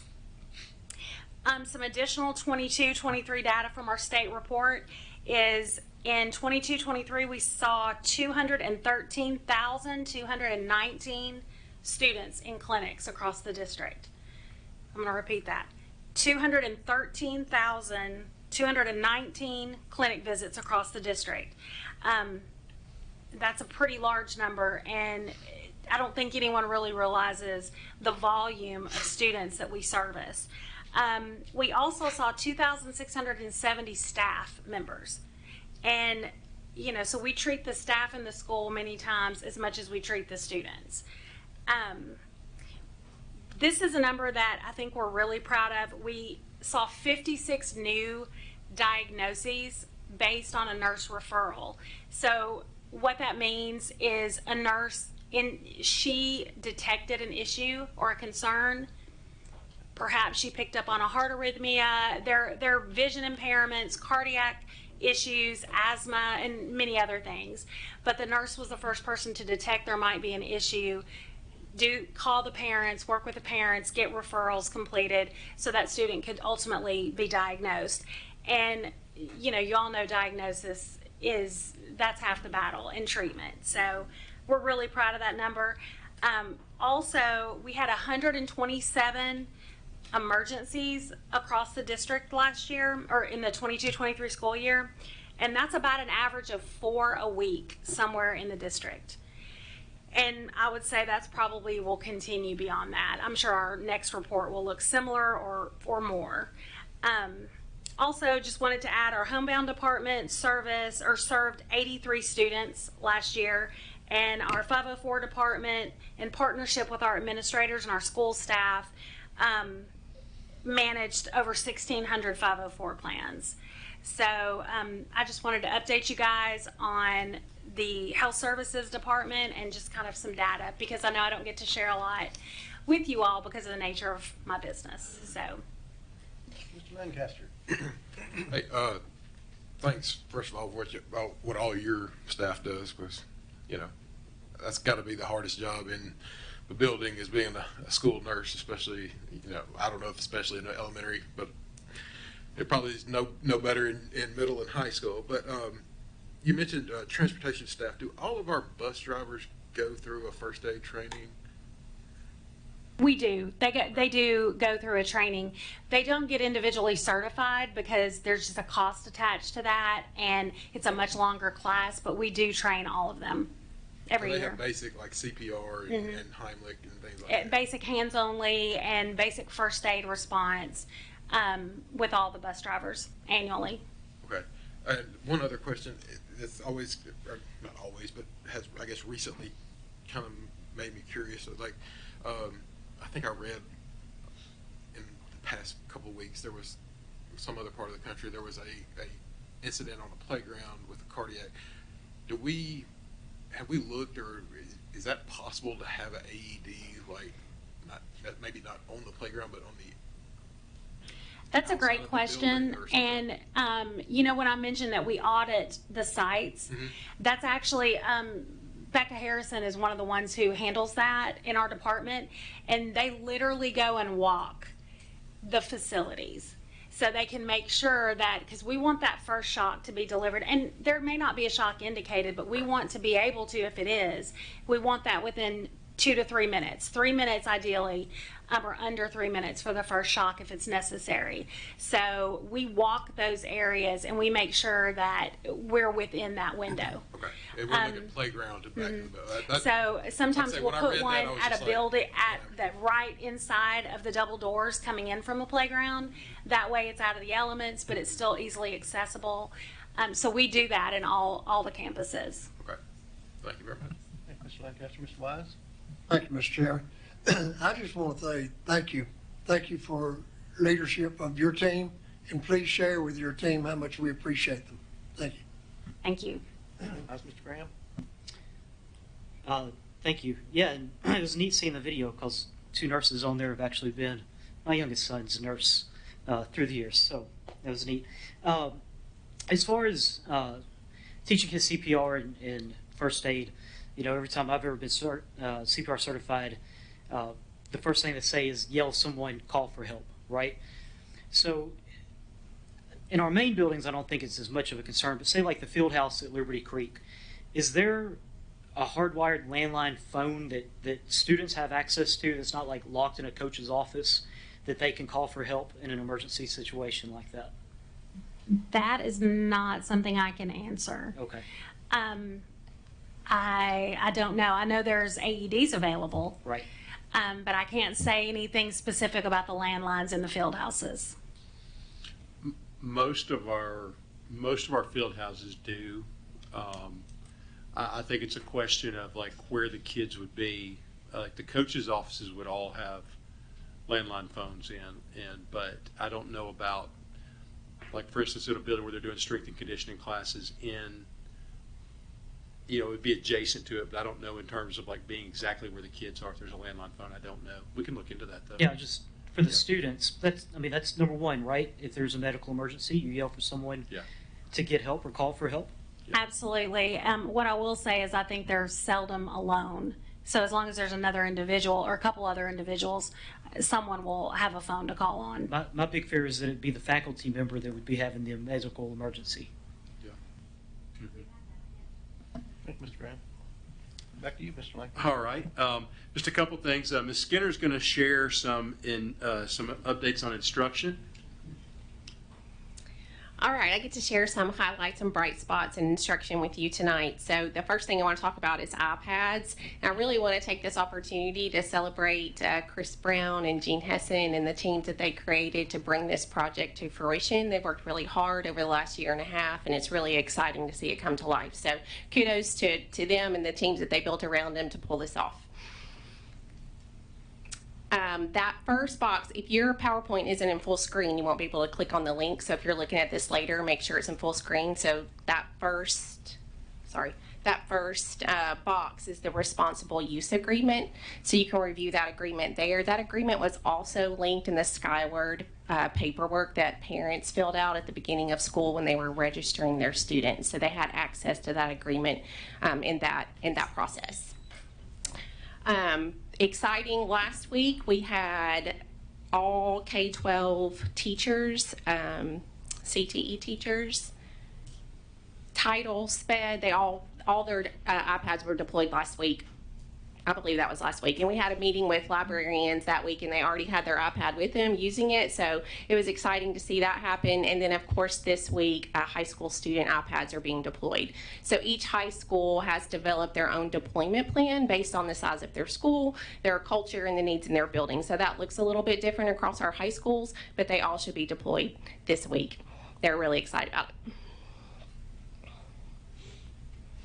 All right, district teams have been visiting schools. So our high school team has been in all the high schools in the instruction department. Our middle school teams have been in all the middle schools.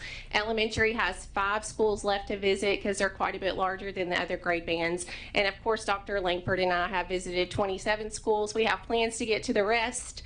But being in schools and visible and seeing the good work that our teachers and leaders are doing fills my cup. I know it fills Dr. Langford's cup, and I know it fills our instruction team's cup. So that's been really fun. So the next couple of slides are just pictures to highlight some of the things that we saw as we were out in buildings. So the first one is a Catherine unit at Clyde Riggs. As you can see, that is a very large piece of playground equipment. It didn't advance. Oh, sorry. I'm doing 2 things here. I'm multitasking. It's not working very well. So we were able to purchase several of those units for schools across the district and in each of the clusters. So it was really exciting to see kids playing on that and enjoying that piece of equipment. We used ESSER funding for those Catherine units. I want to dig in and research why it's called a Catherine unit. I'm not sure why it's called a Catherine unit, but that's the name of it, and it was just exciting to see kids play on it. This is a picture at Guild Elementary with the Guild Gator. Students always like engaging with the Guild Gator, and the Guild Gator is sharing high expectations and how to act in the hallway during the first week of school. There is an ongoing debate on who is under the costume. What they don't realize is there's only one person in the building that it actually fits. This is a picture of Ellis Middle School. Dr. Langford, myself, Dr. McClard, and AJ Witten, the new middle school coordinator, got to visit this pep rally. So what was unique about this pep rally is they have a house system there. So instead of having 6th grade, 7th grade, and 8th grade competitions, they have house competitions. So there's 6th, 7th, and 8th graders in each of the groups. So it builds a family atmosphere. We all know how hard middle school can be. And so to create that family culture in a pep rally environment was fun. And they were all excited and engaged and cheering each other on. And the morale in the building was just fantastic. And then the last picture here is of Beach High School. They were transitioning to go to their class assembly. Again, leaders, teachers sharing high expectations with students during that first week of school so that their school year could be off to a smooth start. And I do want to share that's what we heard over and over, was that this year has been super smooth compared to the last couple years, that kids seem to be excited about being at school, behavior was down, morale was up. Teachers were excited. We didn't go in one building where a door wasn't locked, which was a testament to our leaders and sharing that message. So had a really good time out in schools, and I'm excited to visit the rest of them. The next couple of slides are graduation dates. So we have secured locations and dates and gotten feedback from all of our principals. We know it's early. We looked at historical snow data before we decided to share these dates early, and we realized that the snow days really don't impact the graduation date. So the earlier we can communicate these to our families, the quicker that they can make plans to attend these ceremonies. So you'll see the next couple of slides are the dates and then the school's ceremonies. So White House High School on May 16th, as well as Liberty Creek High School and their locations. May 17th, Gallatin High School, Hendersonville High School, E.B. Wilson. The times there for Gallatin High School and E.B. Wilson were strategic so that they could attend both ceremonies if they wanted to. And then, of course, Station Camp High School at Long Hollow. And then May 18th, Westmoreland High School, Portland High School, Middle College, and Middle Tech. And the last one, May 19th, Beach High School and Merrill Hyde Magnet School. So principals have these dates, and they'll be communicating to their communities. Okay, great. Yeah, one question on the graduation dates, and I know I'd reached out and asked this earlier. Do we have the date for fall graduation? I've had a couple people ask about that.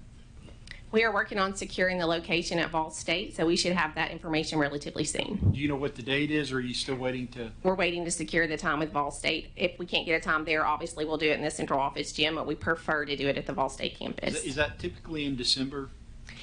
We moved it to January. Okay. December, we had some kids that were always finishing classes, and it was an 11th hour thing, and if you wait too long in December, then it's impossible for everybody to get there, and people are traveling and everything. So we found a January early graduation worked out a lot better for our families. Thank you. Yes, in regards to graduation at HHS, they do that typically on their football field. With the recent deal with the bleachers, do we think that that's going to be any impact? And if so, do we need to go ahead and have a plan B just in case? We've got a lot of stuff we got to think through on that. We can't answer that right now, but we'll definitely be in conversation with. Just want to make sure that is already on our forefront. That as we talk about bleachers, to just remember, obviously if we can have it at HHS because that is tradition and special for them, but right. I also don't want to wait too late into the game and then lose an opportunity there for them. Ms. Andrews, Mr. Lancaster? Going back to the very first slide and the iPad agreement, I had some people, reach out on Facebook or email today and didn't realize that they had, approved their student getting an iPad through that, through Skyward. In fact, I didn't realize I had agreed. So when I went in Skyward and looked at it, I saw, yes, that 12-page agreement is there. Can we just update the summary that is in Skyward where we talk about that to make sure people understand that, yes, this is the part where you're, agreeing to your student having an iPad and checking it out and all that type of stuff, because the summary makes it seem like it's just about the internet policy at school. And I think some parents that were saying, well, I really don't, for whatever reason, don't want my child to get this iPad. We're still given one, and that's my second part of the question is, what do they do? I told them just, based on what your Facebook Live yesterday, if you don't want it, talk to the principal. Nobody's forcing you to do anything. Right. Just like I think we've talked about this a lot, we support parents' decisions for their children. So if you don't want the iPad, you don't have to have the iPad. Yeah. And I think we can work, I'd like to see what that number is of parents that actually don't want the iPad. I feel like, I think Ms. Hessen has talked to Apple a lot, and they work with a lot of districts across the school, and they're always, some folks, that on the front end are a little hesitant about it, because they're afraid, quite honestly, most of the time they're afraid their child will lose it. And I want to reiterate, we have two breaks per child a year that we can replace. I would say, if you're concerned about breakage, we can work with the parent. If two get broken, then we obviously need some serious intervention about keeping up and managing your iPad. If it's concerned about loss, the goal is not to punish families. The goal is to provide them the technology that they need to be successful. So we would work a multitude of ways, in terms of helping that. But if a parent doesn't want their child to have an iPad, I would say too that, and I won't go too much into it because we hit it on Facebook Live last night, and it's in the actual policy itself and the things that Ms. Hessen's put out. But the iPad is very safe. We had a question last night on Facebook Live. Can we see into your house? No. The same filters that are at school will be at home. We have a thing for parents that want to control access at home instead of time. They can very easily do that. And so we want to, obviously we want to support parents and everything we can, but if a family opts not to have an iPad, that's fine. And, the good thing is we'll have a whole bunch of Chromebooks if they want to that they can use during the school day in classes.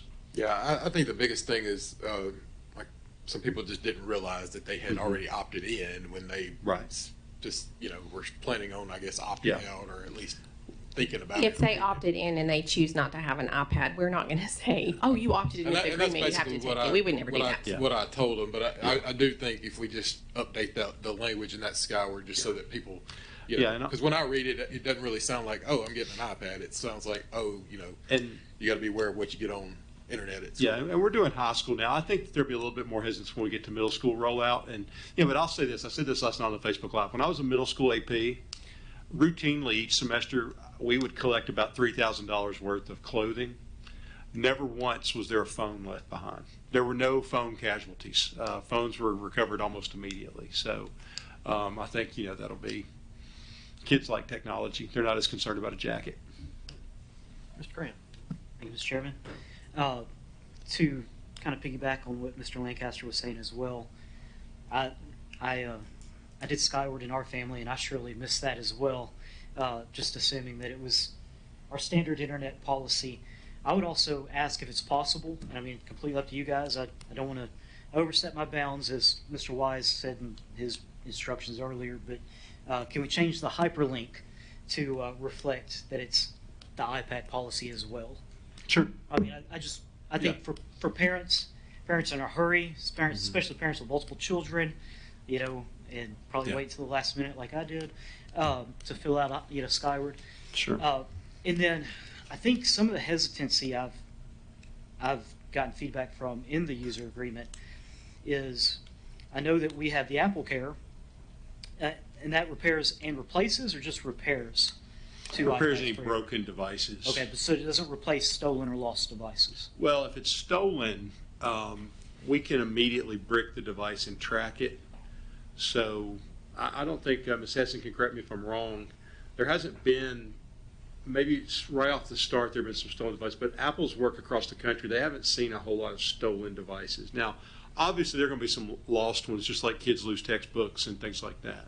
You know, and the reality there is we've set the max that we would try to recover at $250, which is significantly less than the cost of the device, to try to just knowing that we're going to have, you know, the intent of what we're trying to do is to get iPads in the hands of kids, not to limit it based on the risk of loss. And, you know, like I said, we would work, like, you know, if a parent wanted, if one was lost completely, we would work, you know, if it's $10 a month, you know, there's no time limit on when we would have to recover that or if we would have to.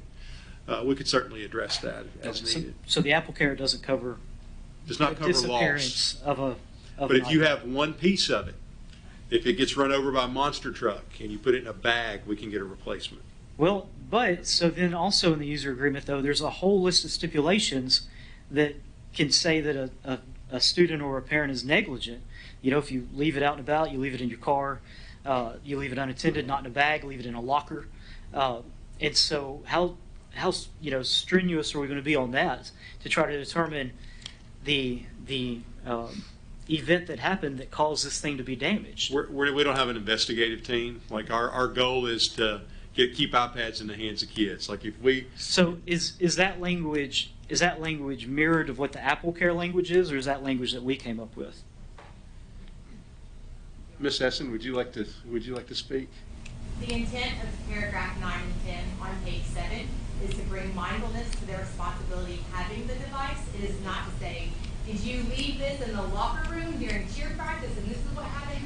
They're students. There will be instances where it's damaged in a locker room because the student falls on it. The intent is not to say this and this and this and this. It's to bring mindfulness to the responsibility of having the device, knowing that we've taken every provision to ensure that when something happens, we ensure that as much as possible. Does that help? I mean, yeah, I'm just conveying to you things I've heard and seen and read over and over again. Is parents are afraid that we are going to find some inkling of an excuse not to cover this thing. I think if you look at our practices over decades when it comes to textbooks or things that we've given students, we err on the side of providing to the student, not on trying to find ways to gig parents on stuff, and that's certainly not our intent here. And I can say, just from what we've seen so far at our high schools, the kids and their parents are overwhelmingly excited to receive the iPad. And if you've been at Gallatin High School, deployed 715 yesterday. I don't know how many today, but the kids are pretty thrilled to get them. And the ones whose parents hadn't signed, rarely in high school do you have an enthusiasm to take a form home and get it signed by a parent. And they were working hard to get those filled out so they could get their iPad. I have one more question where that's concerned. So also in the user agreement, it talks about making sure the iPad's fully charged. And I get it. It's got to be charged to be able to use it, right? Some families were reporting that their particular school said there's disciplinary action if that iPad is not 100% charged when they come in the morning. Do we know anything about that? If you'll just share that with me, we'll address that. Okay. That's not the intent. Mr. Brown, Mr. Wise? Thank you, sir. These are all good questions and good comments and just excellent. What I'm hearing is a grand opportunity for Mr. Graham, Mr. Gregory, myself, all of us to coach parents in trusting the school system. Point of order, Mr. Chairman. I don't appreciate allegations. There's no allegation.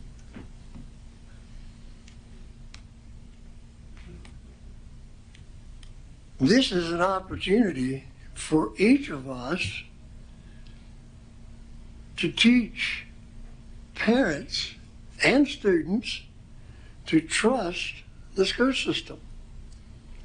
That's what I see is missing in these questions that the public, I'll put it that way, is asking because of fear and a lack of trust.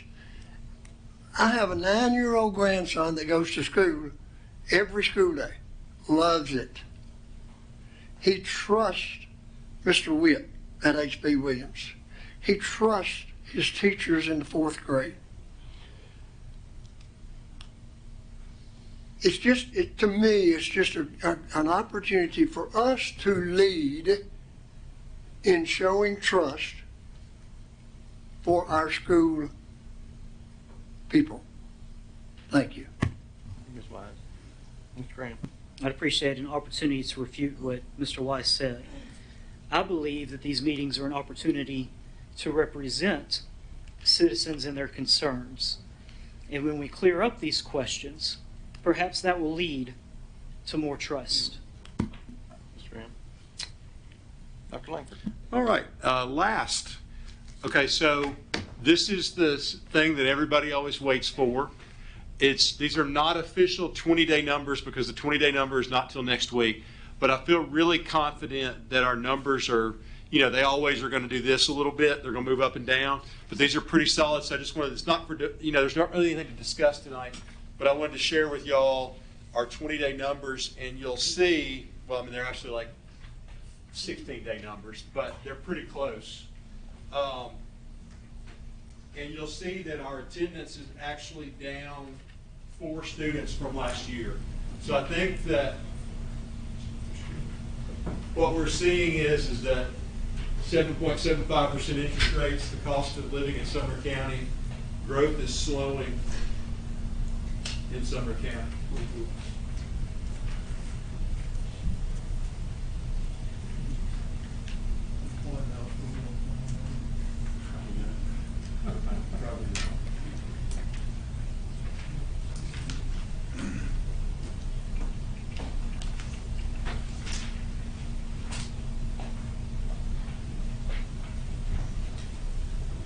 And I just, Ms. Burr, I just wanted to share those.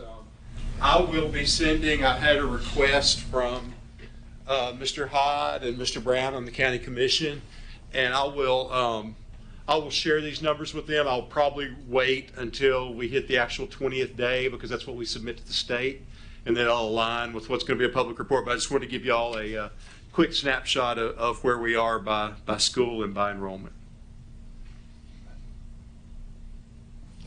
That's the end of your report? Oh, I'm sorry. I do have one other thing before we, but I don't know if we want to get Ms. Hawkins or. Oh, just a quick question. Do we have any of our schools that are at 100% or above? No, ma'am. I mean, we have a few that are pinched a little bit. We'll have to look at some upcoming months. We'll have to look at a few decisions that we'll have to make. But like, for instance, like, we're pretty good everywhere right now. Mr. King? Are you asking about school capacity? Like, 100%. I'll have to plug in the actual. I just have the numbers here. Like, I will work on. We've got that. We'll have to update. We've got that graph that we shared, or that chart that we shared in the past, where we have the actual number of classrooms and everything. Mm-hmm. I need to update that. So now that we've got these numbers, we can go through, and I'll try to get that for September if we can, to give you all the capacities. I mean, I can share a couple, if you don't mind. I mean, Gallatin's at 139%. North Sumner is at 104%. Hendersonville is at 116%. Those are the 4 that, and a lot of others are close. Are in the upper 90s. So well, and I think that's where you have to look at. Those are the ones that are over capacity. Well, and I think that's why we need to look at it with the current numbers, because, for instance, Sure. when, Hendersonville at 1464 is smaller than it was a couple years ago. So, we're seeing the effects of opening new schools, and it's going to shift some of those numbers. Gallatin is, Gallatin obviously is one of our, is one where we are pinched a little bit, more in the cafeteria than anywhere. Mm-hmm. Our class size ratios are fine.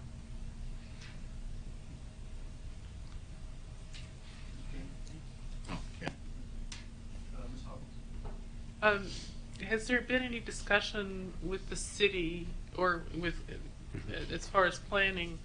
I just know that I see a lot of construction, a lot of new construction, and kind of surprises me that you say that growth is slowing when I see a lot of uncompleted construction, especially around the city of Gallatin. There's absolutely a lot of construction going on. I think and I don't know, we can look at where numbers will go. I can tell you that when you talk to anybody, out there, they're saying that the markets are cooling a little bit. And a lot of that's attributed to earlier we mentioned that prices are about 60% value of the market, where our home prices have gone. And with interest rates, it makes it a little harder to, we hear it a lot when people are trying to move into a specific school zone. It's hard to find a house at their price point. So I think that is reality right now.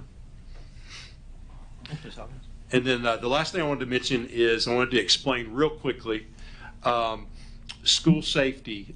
Miss Brown has put on the agenda for tonight the grant that we received from the governor's office for about 1.25 million.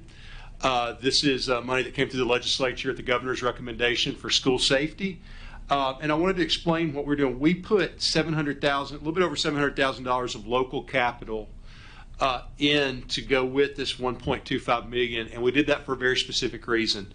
The way that this grant rolled out, the state rolled it as fast as they could. But the way state funding works, obviously, is it can't start until July 1st. And then because we weren't able to budget it last year, we have to go through a cycle where the school board approves it, then it goes to the commission. I think this will be clear sailing across the board. I think we're all on board here. But if everything goes as smoothly as possible, we're still talking about October before we can start spending that money. I don't think any of us want to wait until October to start doing some of the things that we've talked about safety-wise. So we will put in $700,000, a little bit over $715,000 of our capital in with this 1.25. It lets us make a $2 million investment in school safety, and that's our recommendation. And Ms. Brown can certainly jump in. We've talked a lot in here about being very careful what we say publicly, but the terms of the grant are that big chunks of it are forward-facing. So once we approve it, it's going to be on websites. It's going to be available. What we've kind of decided is that obviously, some of the things are state law. So everybody knows that this is going to happen. What we're not going to disclose is where we're going to start, where we're going to be, things like that. What we are going to say is that these are some of the projects that are coming out of this combined $700,000 of local money and then $1.25 million of state money. Window and door film, and let me just say that it's actually not a film. It's a laminate, and it's it's been on the news. So I think we're safe to talk about it. Like if you beat it with an aluminum bat, it'll bend the bat before it breaks the glass on the window. It's a very impressive process. Fencing, door locks, Mr. Lacey, door locks. I've noticed door locks and doorknobs more than any time in my career. Doors, curbs and bollards, cameras and lighting, and so that's a good $2 million run. It'll dramatically increase the. It's a lot more than that. There's a whole lot of other things that are in there. Those are the big items, and those are that's where we are. But we felt like, and I think just from the conversations we've all had as a board, is going ahead and getting that started as quickly as possible is important for everybody. Mr. Lancaster. The door locks, is the plan to go ahead and retrofit the door if we approve the policy, so that they're every door that doesn't meet the standard that we may or may not pass tonight meets that? Yeah. I'm gonna let Ms. Brown answer. Yeah, we're not going to go out and buy different locks. Yeah, we'd buy the locks according to the policy. That Correct. Yeah, and this budget that we provided here, it's a 1-year budget. All of these funds have to be spent by next June, and so we have sort of a phase on that where we've said we'll replace all of the non-ADA compliant knobs as a start, and then rolling into the next. And so we haven't actually priced out every doorknob that needs to be replaced at this point to meet the new policy, but we've got a first phase planned. Okay. And the lighting improvements, has that been specifically targeted, or? So all of these items have to be reflected in our school security audits. Every year we do a physical audit of the security of the schools. Myself or someone from my staff, a school administrator and a law enforcement officer walks the building. We review that safety assessment that we shared with you guys earlier. It's like 180 points. And lighting is one of the areas that we look at. And there were several schools that had lighting concerns. If you think about in the wintertime, an elementary school that has an aftercare program and they don't go home until 6 o'clock in the evening, some of those parking lots are pretty dark. And so that exterior lighting at nighttime on an elementary school that doesn't host sporting events after hours is maybe not something that we had prioritized in the past. But with these funds, we're looking to do that as not only a safety for those people moving in that space, but it's also a deterrent for vandalism or crimes, people wanting to be around the building at night unattended, whether that's students or other nefarious actors. So that's a part that we have heard from principals as a part of our assessments, that there are areas that need what you just described is exactly what I get a lot from feedback from one of my school communities. My personal kids' school is, Beach Elementary is very, at night in the wintertime, when the after-school program, parents have complained, like, it is very dark. So I'm hoping that's one that we are going to address. So thanks. Mr. Lacy? How many locks did y'all budget into this grant? Well, honestly, because we have to price them specifically and there's a lot, I don't have a finite number on that.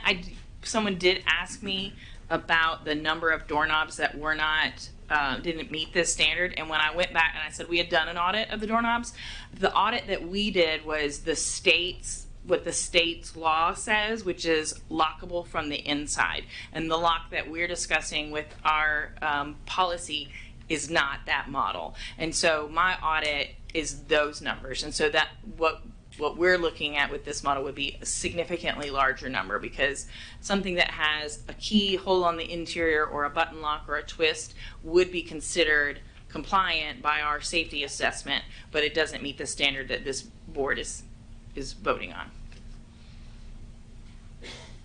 Mr. Lacy?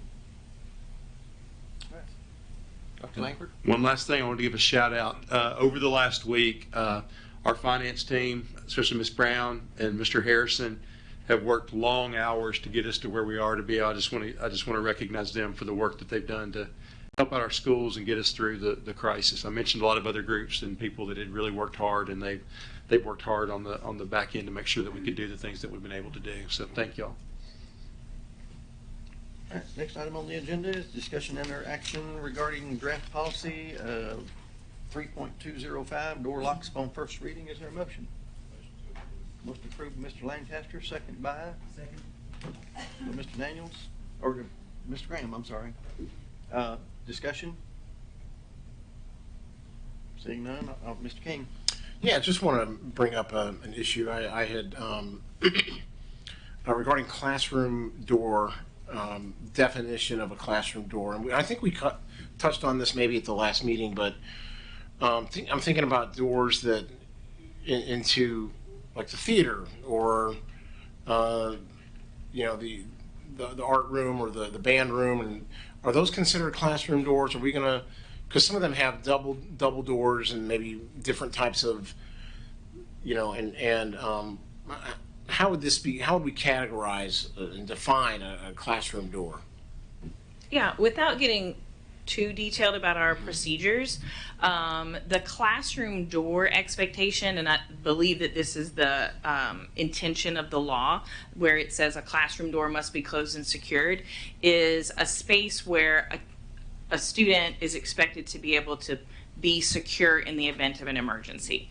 And a gym or a cafeteria or a theater is a space we would expect to evacuate.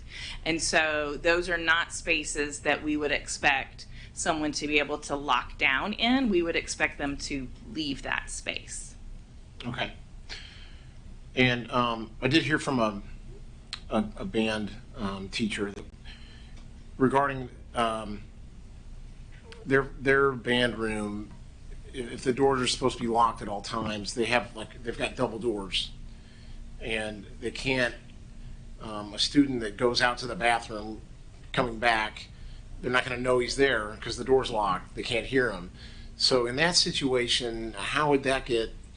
'Cause the door has to be locked. Sure. Yes, the door has to be locked. And I think there are classrooms where teachers have been creative with doorbells, things that light up. A student can press from the exterior of the door and it indicates to the teacher that someone's there. That might be something that we look at in these situations. Okay. We certainly don't want to leave a room exposed just because, children need to move in and out to use the restroom. And so those are situations where we may consider some creative solution. Okay. All right. Thinking outside the box. Yep. So, okay. The doorbell is an increasingly common adaptation, which is, I hadn't thought about it, but it's pretty cool. Yeah, I know it asked this at the study session, but the bullet classroom door locks must permanently be locked from the outside but accessible with the key. Do we want to add language there that gets into key cards or other means of opening the door outside of just a physical key? I think people are going to look at that and think physical key when there's other ways, there's other types of keys that can open a door. Do we want to look at language that, and I don't know what the language is, and from a safety standpoint, is it key cards or other? Yeah, you certainly can put language in there that considers other technology that's used to open a door, because we already have key cards in use at the Liberty Creek campus, and I believe in the new buildings are being constructed with that as well. And so that is a good idea. Yeah, Mr. Johnson, could I get you just to kind of figure out what verbiage that needs to be to include those other? Yeah, we'll take a look at it, get with Mr. Lacey about it, and we'll get it on the, for the study session. Thank you. Okay. All right. All in favor, say aye. Aye. All opposed? I've got a question. If we're changing the language in some way, is that going to require a second reading? It has to have a second, this is first reading. I gotcha. Okay. I'm just wanting to make sure. All opposed? Seeing none, motion carries. Next item on the agenda is revision to policy 4.302, field trips and excursions upon first reading. Is there a motion? Motion approved by Mr. Lancaster, second by Mr. Gregory. Any discussion? Seeing none, all in favor say aye. Aye. All opposed? Seeing none, motion carries. Next item, discussion and interaction regarding revision to policy 5.301, leaves of absence upon first reading. Is there a motion? Motion approved by Mr. Lancaster, second by Mr. Gregory. Discussion, Mr. Lancaster. Yes. I think the biggest thing teachers want to know is when this goes into effect. I understand the law went into effect May 11th, I believe. I don't know how I'm looking at, but It's 11th or 12th. So we're going to retroactively apply it back to that date, correct? Yes. Okay. Is it anything in that year, or is it the date where a birth would have had to take place? Like if you had a baby on May the 10th, are you out on this? Or that's kind of. Let me take a stab at it, Ms. Brown. Correct me if I'm wrong, so I think what's complicated here is that, and listen, I 100% think this is the right thing to do for all of our employees. I think the thing that's hard to tease out is you're talking about federal FMLA protections, right? That have a list of things that mothers and fathers are entitled to in terms of leave, versus what Tennessee is layering on, which is 6 weeks of paid leave. So a person can take, I think, was it 12 or 16 weeks, Ms. Brown? 16 weeks of maternity leave or paternity leave, but what this law does is it covers 6 weeks where it's paid. Now, my interpretation of that is like, so let's say that, and I hope I'm gonna get this right. Do you want to jump in here, Ms. Brown? Okay, I'll go ahead.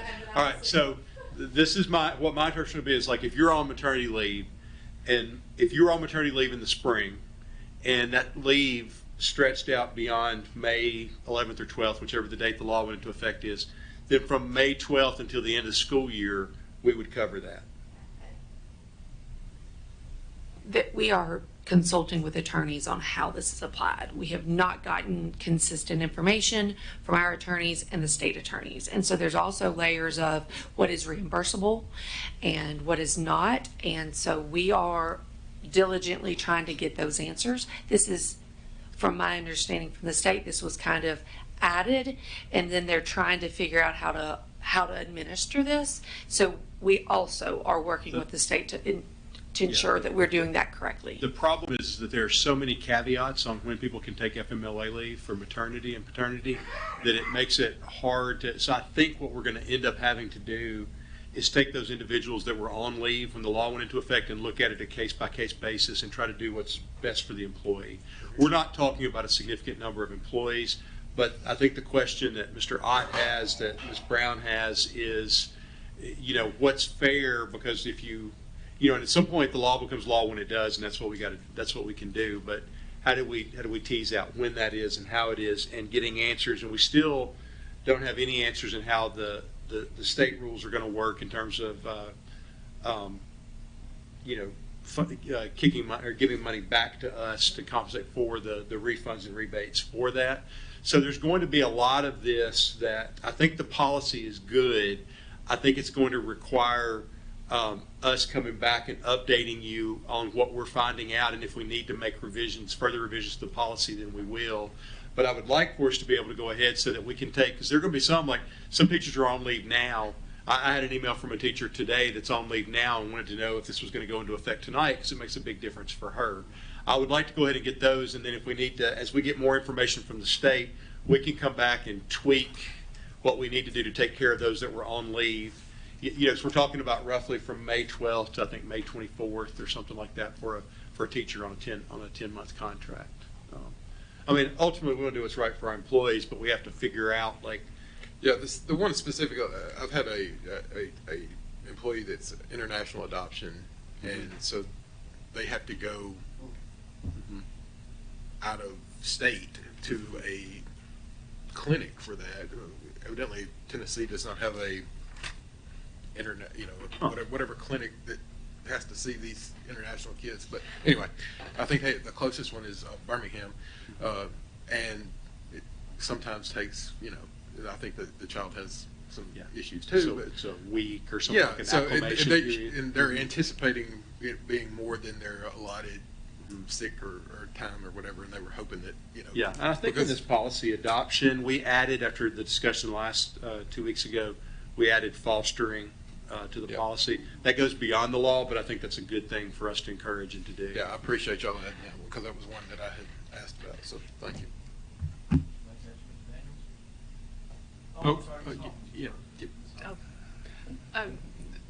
You mentioned fostering. I know that there are some families who foster children for short periods of time, and then those children go somewhere else, and then they take in other foster children, and it's a good thing, but it's a lot of changes. Right. So theoretically, with that kind of situation, would there be people who would be taking 12 work weeks a year for year after year after year? You can only take it once, you know, is it once every 12 months? So that's what I'm saying. Yeah, I would say, like, let's see, I would say we err on the side of supporting fostering, and if it becomes an issue, we can tweak the policy. Okay. Because I think, you know, like, I think we had 2 last year that took leave for foster parenting. Typically, I think it's been when someone fosters an infant, then they want to take that 6 weeks to bond, you know, 16 weeks to bond, and we want to support that. But yeah, Sure. I agree. Yeah, like, we also want to be. I do too. I just theoretically, you could Right. have someone who's going to Takes be 12 weeks out a year. 12 weeks a year. Right. So. Yeah. Hawkins, Miss Andrews, I think you were next. Oh. Yeah, you My were next, s- 'cause all right. this light was green. Okay. Ladies should always go first. Absolutely. All right. So because of the timing of this, I know a lot of our teachers, you know, they will try, obviously it's, you know, up to the Lord, but they do try to specifically sometimes have their babies during the summer and so forth so that they can, you know, strategically use their time off. So do we need to waive second reading for this policy specifically so that it can go ahead and go into effect, or waiting another, month for it to have second reading is the, well, the, Do we need to waive second reading? do on we the need to waive policy? second reading for leaves of absence so that we can go ahead? I think, I know, but just so that You're saying just so get that it our done in a more right, so our timely employees manner. understand that it's already I mean- done, and then Mr. Ott knows that yes, Yeah. we are clear to go ahead, and we're for doing that internally if it complies with state law. If we need to wait another month, we can, but I just thought that it would be prudent to ask. go ahead, let's, Mr. Johnson. I think that's the board's prerogative. I mean, if y'all feel like it's important to go ahead and get it in place, we could always bring it back and vote on it. Like, we could adopt it, waive second reading, adopt it, and then if we had an issue, we could put it back on a study session and put it back before you and amend it if necessary. But I think that's the board's prerogative. If you want to go ahead and waive second reading, it probably doesn't hurt. Is the only thing that we're kind of waiting on and in limbo about with the retroactiveness of the policy and how that. I think it's the retroactive part, and then I think the concerns about it's tough when you're trying to balance a state law that's trying to do real good with a federal law that's also trying to do real good for employees. There's just a lot of moving parts there. that have I'm to just be asking as sorted far out. as us waiving second reading, as far Yeah. as like, do we think? I would be fine with this waiving second reading. Okay. I think that what we would have to accept there is that we will have to come back with some specific tweaks to it. The issue is there are some discussion items that, because Craig is out, it would legally obligate us to what's passed. And then to kind of come back to that, we would pass that as policy. Then we would say, oh, we're paying you for this, and then come back and say, no, never mind. That would be, I would think it's prudent to wait so we can vet some of these issues personally, based on, and I didn't put together this policy. And so I'm just trying to look at it from the financial side and the application side of that. And so. Yeah, I think that would, there's just some, I want to move as fast as possible to benefit our employees and take care of them. I do think that there are some questions that we can try to sift through and work through. But I'm okay personally I'm okay either way, because I truly see both sides of this. But I do think it would be good to work out some of those financial. I will err with Ms. Brown, and because too, I want to get it right. Like, there's nothing worse than telling somebody something and then have to go back. And I know for you personally, that would be an accounting nightmare, or difficulty. I won't say it's a nightmare, but it's it's not fun. And so I think I'm okay with us to wait, and then hopefully we can have those answered and get it approved and Sure. roll it out correctly, because obviously we want to do it right. Right. Mr. Daniels? Yeah, I was actually going to ask the same exact thing. Your comment was you wanted to go ahead and move forward and, start taking care of our teachers right now. And so that was going to be my question. In order to do that, we'd have to waive second reading. But based on the feedback from Ms. Brown, it sounds like it makes more sense to wait. So thank you guys for clarifying. And I think, let me just be clear, Mr.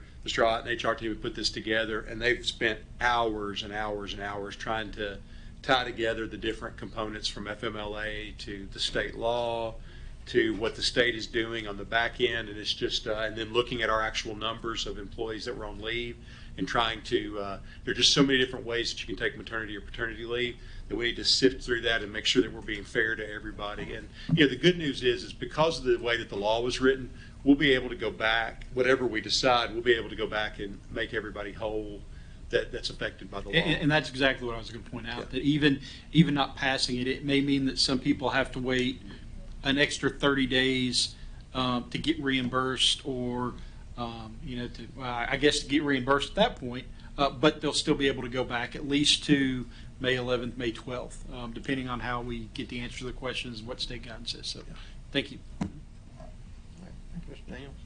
All right, all in favor say aye. Aye. All opposed? Seeing none, motion carries. Next item on the agenda, discussion interaction regarding draft policy 6.2001, final exam exemptions on first reading. Is there a motion? Before we make a motion, I think, Well, we need a motion to get it on the floor. okay, I'll make a motion to approve. Motion by Mr. Graham, a second. Second by Mr. King. Now discussion. I was just- Mr. Lancaster. Oh, well, I was going to ask, I thought we were going to have, did we meet with principals, and are we going to have anything on that? Because Yeah, I'm gonna. I was out with my wife's surgery today, so I'm gonna let Mr. Johnson was in there. I'm gonna let him share the principal feedback, and then I'll share a recommendation based on that. The high school principals would very much like the chance to form a committee and discuss this. They've got some concerns about the current language that they'd like to be able to sift through. They all had a very strong opinion about how it should be structured, but they kind of wanted to work that out amongst themselves. And so their request, their feedback was, give us a chance to form a committee and meet together, and let us bring you back something that we can all feel good about. And I think we can absolutely do, hearing from public comments earlier, I think we can definitely do some surveying of teachers too to get their opinion on it as well. But do we need to make a motion to postpone if the board has agreed with that?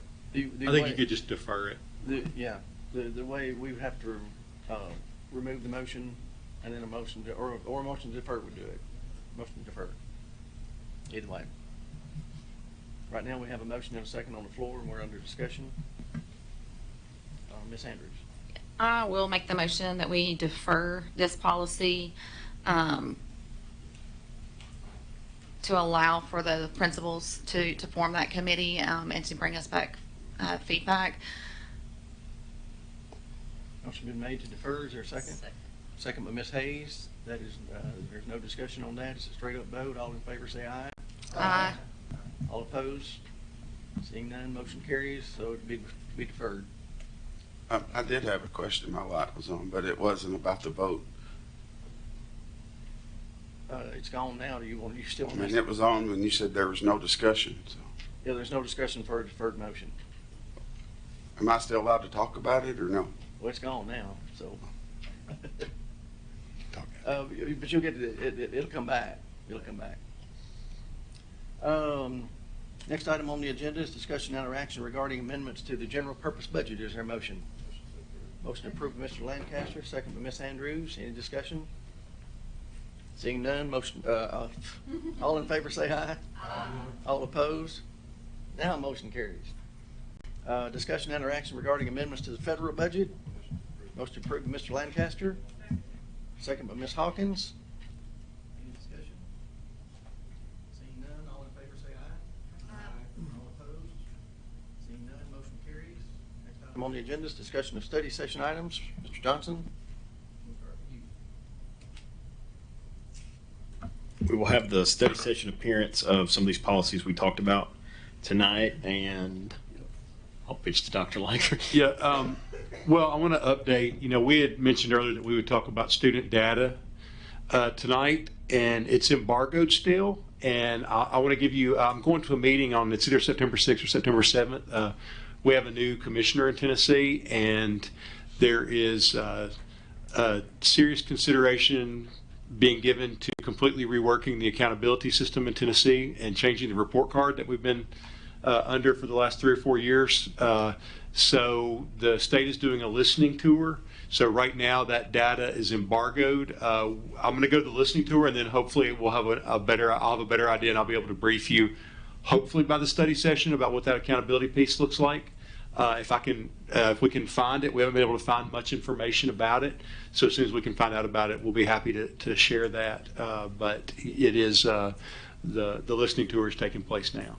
They had an earlier one in Dixon, but it was a day that we had something previously planned, and so I'm going to go to the other one in the Mid-Cumberland, which is in Nashville on September 6th or 7th. Ms. Andrews. Just to clarify too, when you say the state's changing the report card, that's the report card on how our schools are judged, not the report cards that our students will bring home, correct? Yes, this is a state report card on the district and the schools. Yes, yeah. just for parents that are listening, I don't want There them is to go no, yeah, another yeah. change. Yeah, no, we are not changing the grading policy. If we do, we'd have to go ahead and do the exemption policy at the same time. We'll get it all together. Yeah. All right. Next item on the agenda is communication with board members. Ms. Hayes, we'll start with you tonight. Thank you, Chairman Brewer. I want to wish Dr. Langford a happy birthday today, and you celebrated it by your wife having surgery. So we're praying for Jane, a quick recovery. A shout out to Andy Brown, and we've all are grateful. This team, they have been working 24/7. Between Hendersonville High School and Ellis, a main water break was out, and it just took, it was all hands on deck.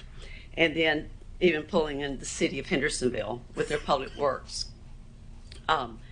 So they've just worked, and with the bleachers, they have just been, really the team, just exhausted from the work they're doing, and I just appreciate it. HVACs, HHS had some of that going on. Need to be reset codes. I mean, they start at 6 a.m. and they go at it, and I'm just very grateful. I'm grateful. It's definitely over and above. And today, I had the privilege of being, I guess, interviewing students from the Indian Lake Elementary School, 5th graders who wanted to be on the student leadership team. And quite impressive. Andrew was also one of the interviewers. Just getting in the schools and being with those kids, have dialogue, bright, sharp, just, I'm always filled with hope. I look into the eyes of their students, and there's just hope for the next generation. So it was just a privilege to do that. Thank you. Thank you, Ms. Hayes. Mr. Lancaster? Don't really have much other than with the heat this week, everybody just really be careful with outside activities after school. I'm a big stickler on worrying about heat exhaustion and heat stroke. Last week got to go to a couple of football games for the middle school in my district, and catch the tail end of a soccer game, and still don't really know what's going on there, but I'm learning.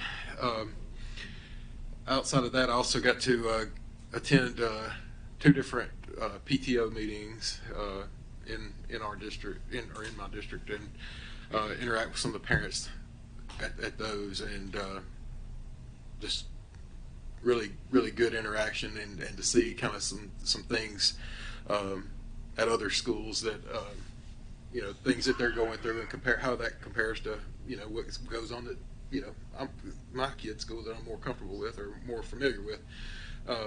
But just so far, I've been really impressed with the start back to school. I think it's like you say. I think everything kind of the last 2 years we had COVID, get back, and just this year seems to be kind of like that back to normal type thing. So so far that seems to have gone well, and I think everybody's just really glad for that and hope that it continues. So. Thank you, Mr. Lancaster. Ms. Andrews? Yes, I just want to say thank you and welcome to Chris Harrison. I feel like we have a great group of people that work behind the scenes that a lot of things we don't see. I'll be honest, I've been on the board, this is my 8th year, and I think this is the first time I've seen you in person, but I've seen your name a lot, and I know that you work very hard. I was thinking tonight seeing you, I was like, you're kind of like the Wizard of Oz. You're like the man behind the curtain.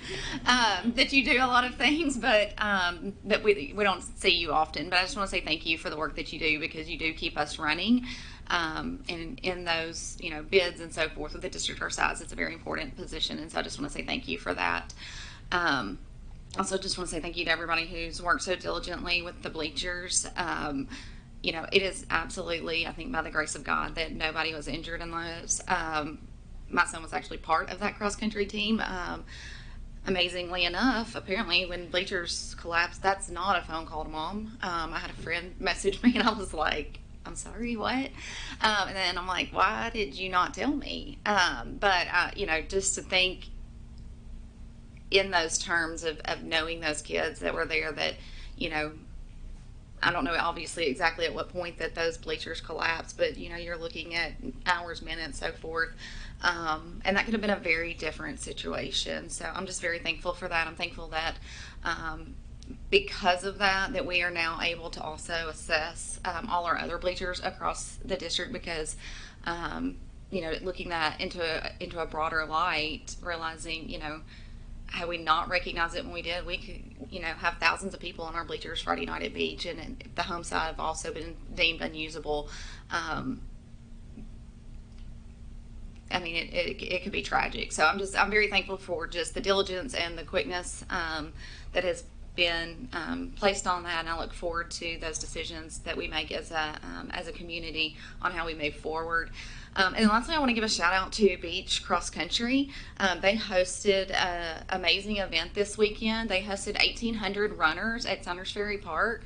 The meet is put on 100% by parent volunteers of the team. Middle school and high school, and it was a middle school girls and boys, it was silver girls and boys, JV girls and boys, and then varsity girls and boys. It started at 6 o'clock, and I think we got out of there, I think I got home about 1 a.m. It was a super fun night race. There's only a couple that are put on in the state, but it was super fun. It was hosted by the Glenbrook Chick-fil-A, so I want to give a shout out to Rich Louisi, who is just gracious to our program. The Beach high school varsity boys placed second, and the girls came in fourth. And I think it was the girls' race that third, fourth, and fifth were all separated by 1 point. It was an incredible race. So if you've not been a part of a cross-country race, we were also hosting another large race. It's in memory of Coleman Midget, who was a Beach High School student that was tragically killed at 16 years old. He was a runner for the program, and we do a race to honor him. So we'll be doing that on October the 7th. If you want to come out and watch some of the most incredible runners in the mid-state, they'll be joining us. And again, it'll be probably, I think, 1,500 to 1,800 runners. Thank you, Ms. Andrews. Mr. King? Yeah, so a lot of talk about repairing bleachers and things like that, and getting the football season going, especially in Shackle Island. I do want to mention girls soccer, ladies soccer. I just want to thank Dr. Langford and Andy Brown for repairing the lights on the soccer field, getting that done. I know there was some discrepancy with the company that damaged the lights. They were installing some netting, and they cut into a conduit, and there went all the lights. And so they've been disputing that they are supposed to pay, and there's been other things, and I know that there's, you know, all that'll get worked out. But I'm thankful that you guys were able to come through. I'm glad to say they're playing right now under the lights. They're up 2-1 against Clarksville. So go Lady Bucks. Thank you, Mr. King. Ms. Hawkins? Thank you. It's so nice to see Reverend Will Duncan. Thank you for coming today, and I hope you'll come back. It's very refreshing to see you. I also want for us just to remember Matthias. He is a student at Liberty Creek. He is a cross-country runner. And for those who are not familiar, he had strep that became sepsis, and he had to have his legs amputated and his hands amputated. And they do have a GoFundMe set up for anyone who feels moved to help with medical costs and help him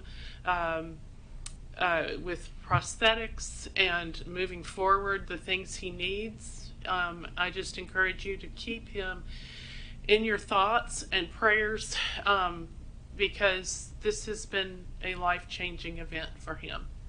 So thank you. Ms. Hawkins. Mr. Daniels?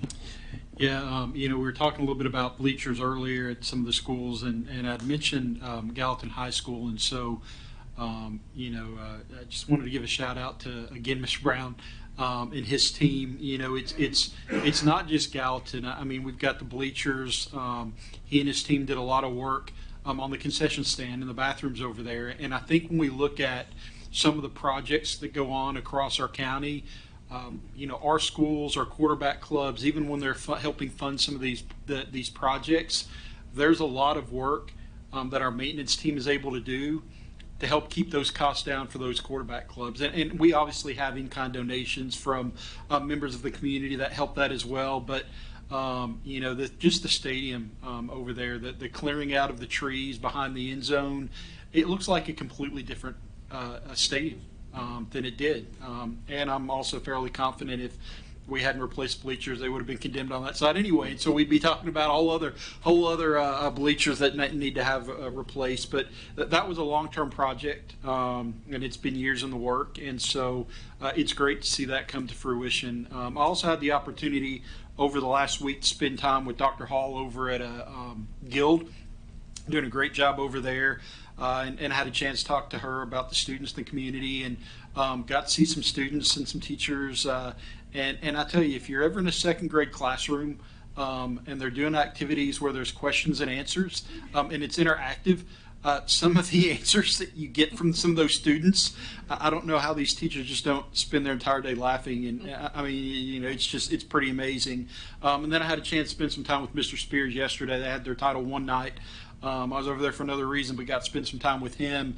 And I know, he got some shout outs for, he's one of our principals of I don't know how many, and maybe you can just provide how many members of our school community are actually driving buses, if you don't mind sharing that.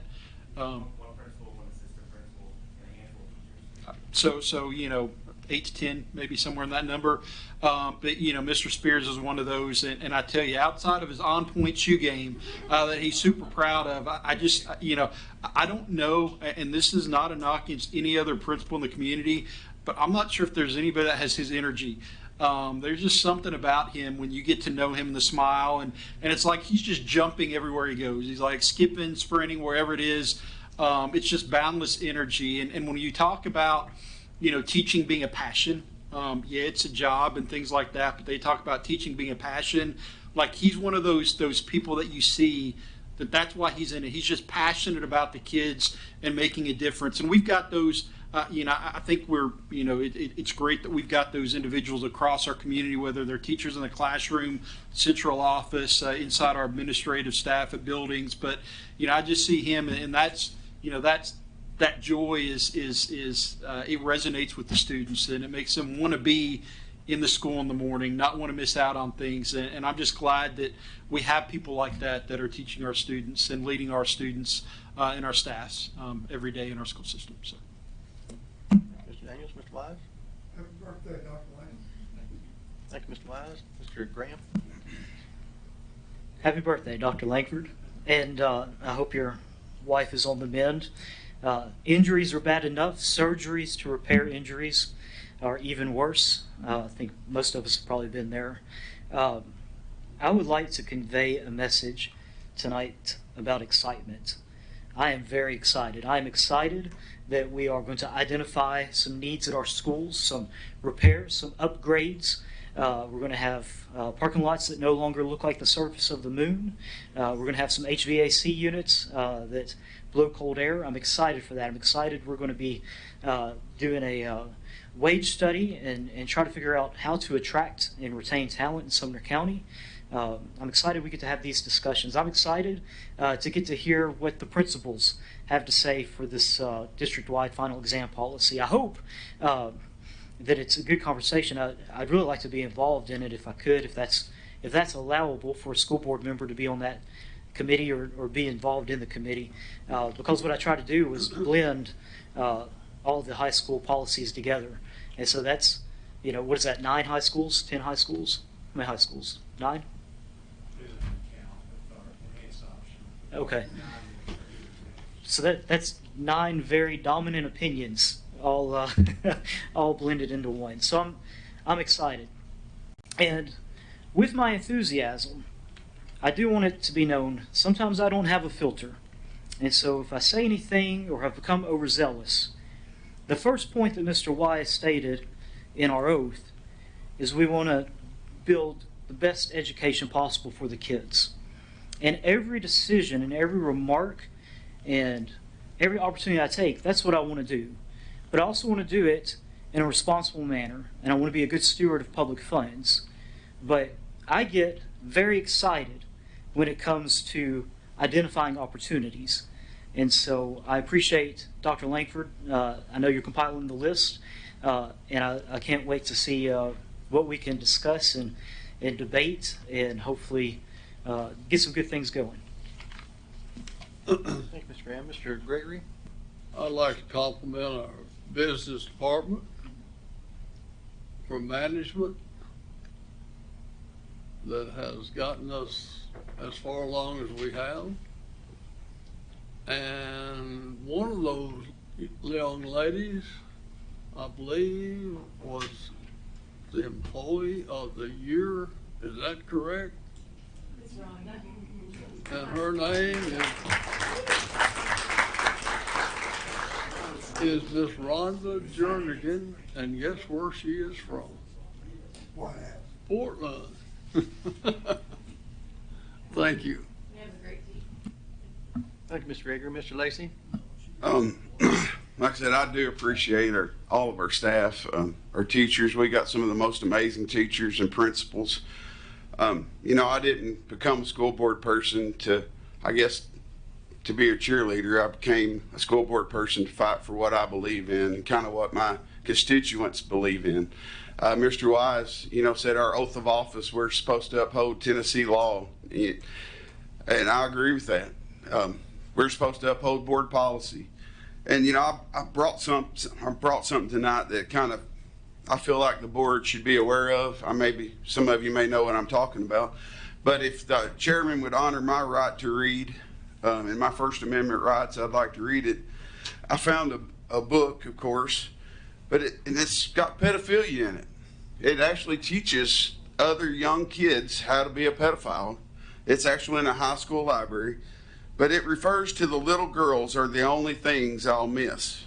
Do you know that when I touched their sturdy little tits and bit them just a little, I felt like I was being friendly. I didn't want to kiss their mouths or sleep in the bed with them or take a child bride of my own. Playful I felt and friendly. I gave them mints, money, and they'd eat ice cream with their legs open while I played with them. It was like a party. And there wasn't nastiness, there wasn't any filth, there wasn't any odor, there wasn't any groaning, just a little white laughter of little girls and me. You know, in another part it says, his attention therefore gradually, speaking I assume of this person, settled on those humans whose bodies were least offensive, children. And since he was too difficult to confront homosexuality, and since little boys were insulting, scary, and stubborn, he further limited his interest to little girls. They were usually manageable and frequently seductive. He sexually was anything but lewd. His patronage of little girls smacked of innocent and was associated his mind with cleanliness.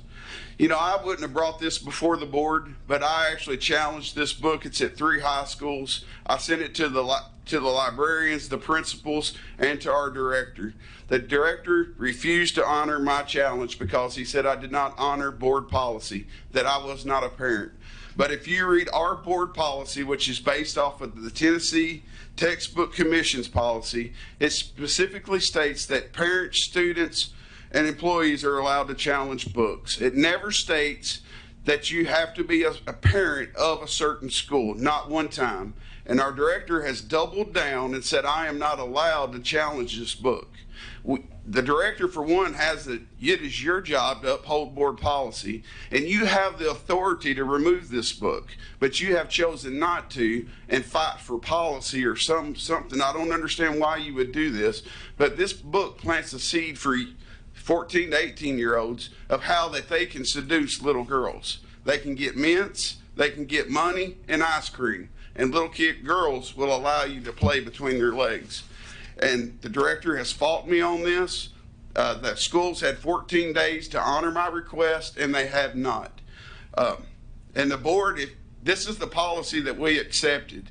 At the end of our policy, it states if you want to challenge what we decide as a board to the state, you must be a parent at that specific school. It never says it that we have to be a parent at the specific school when we challenge it to the schools.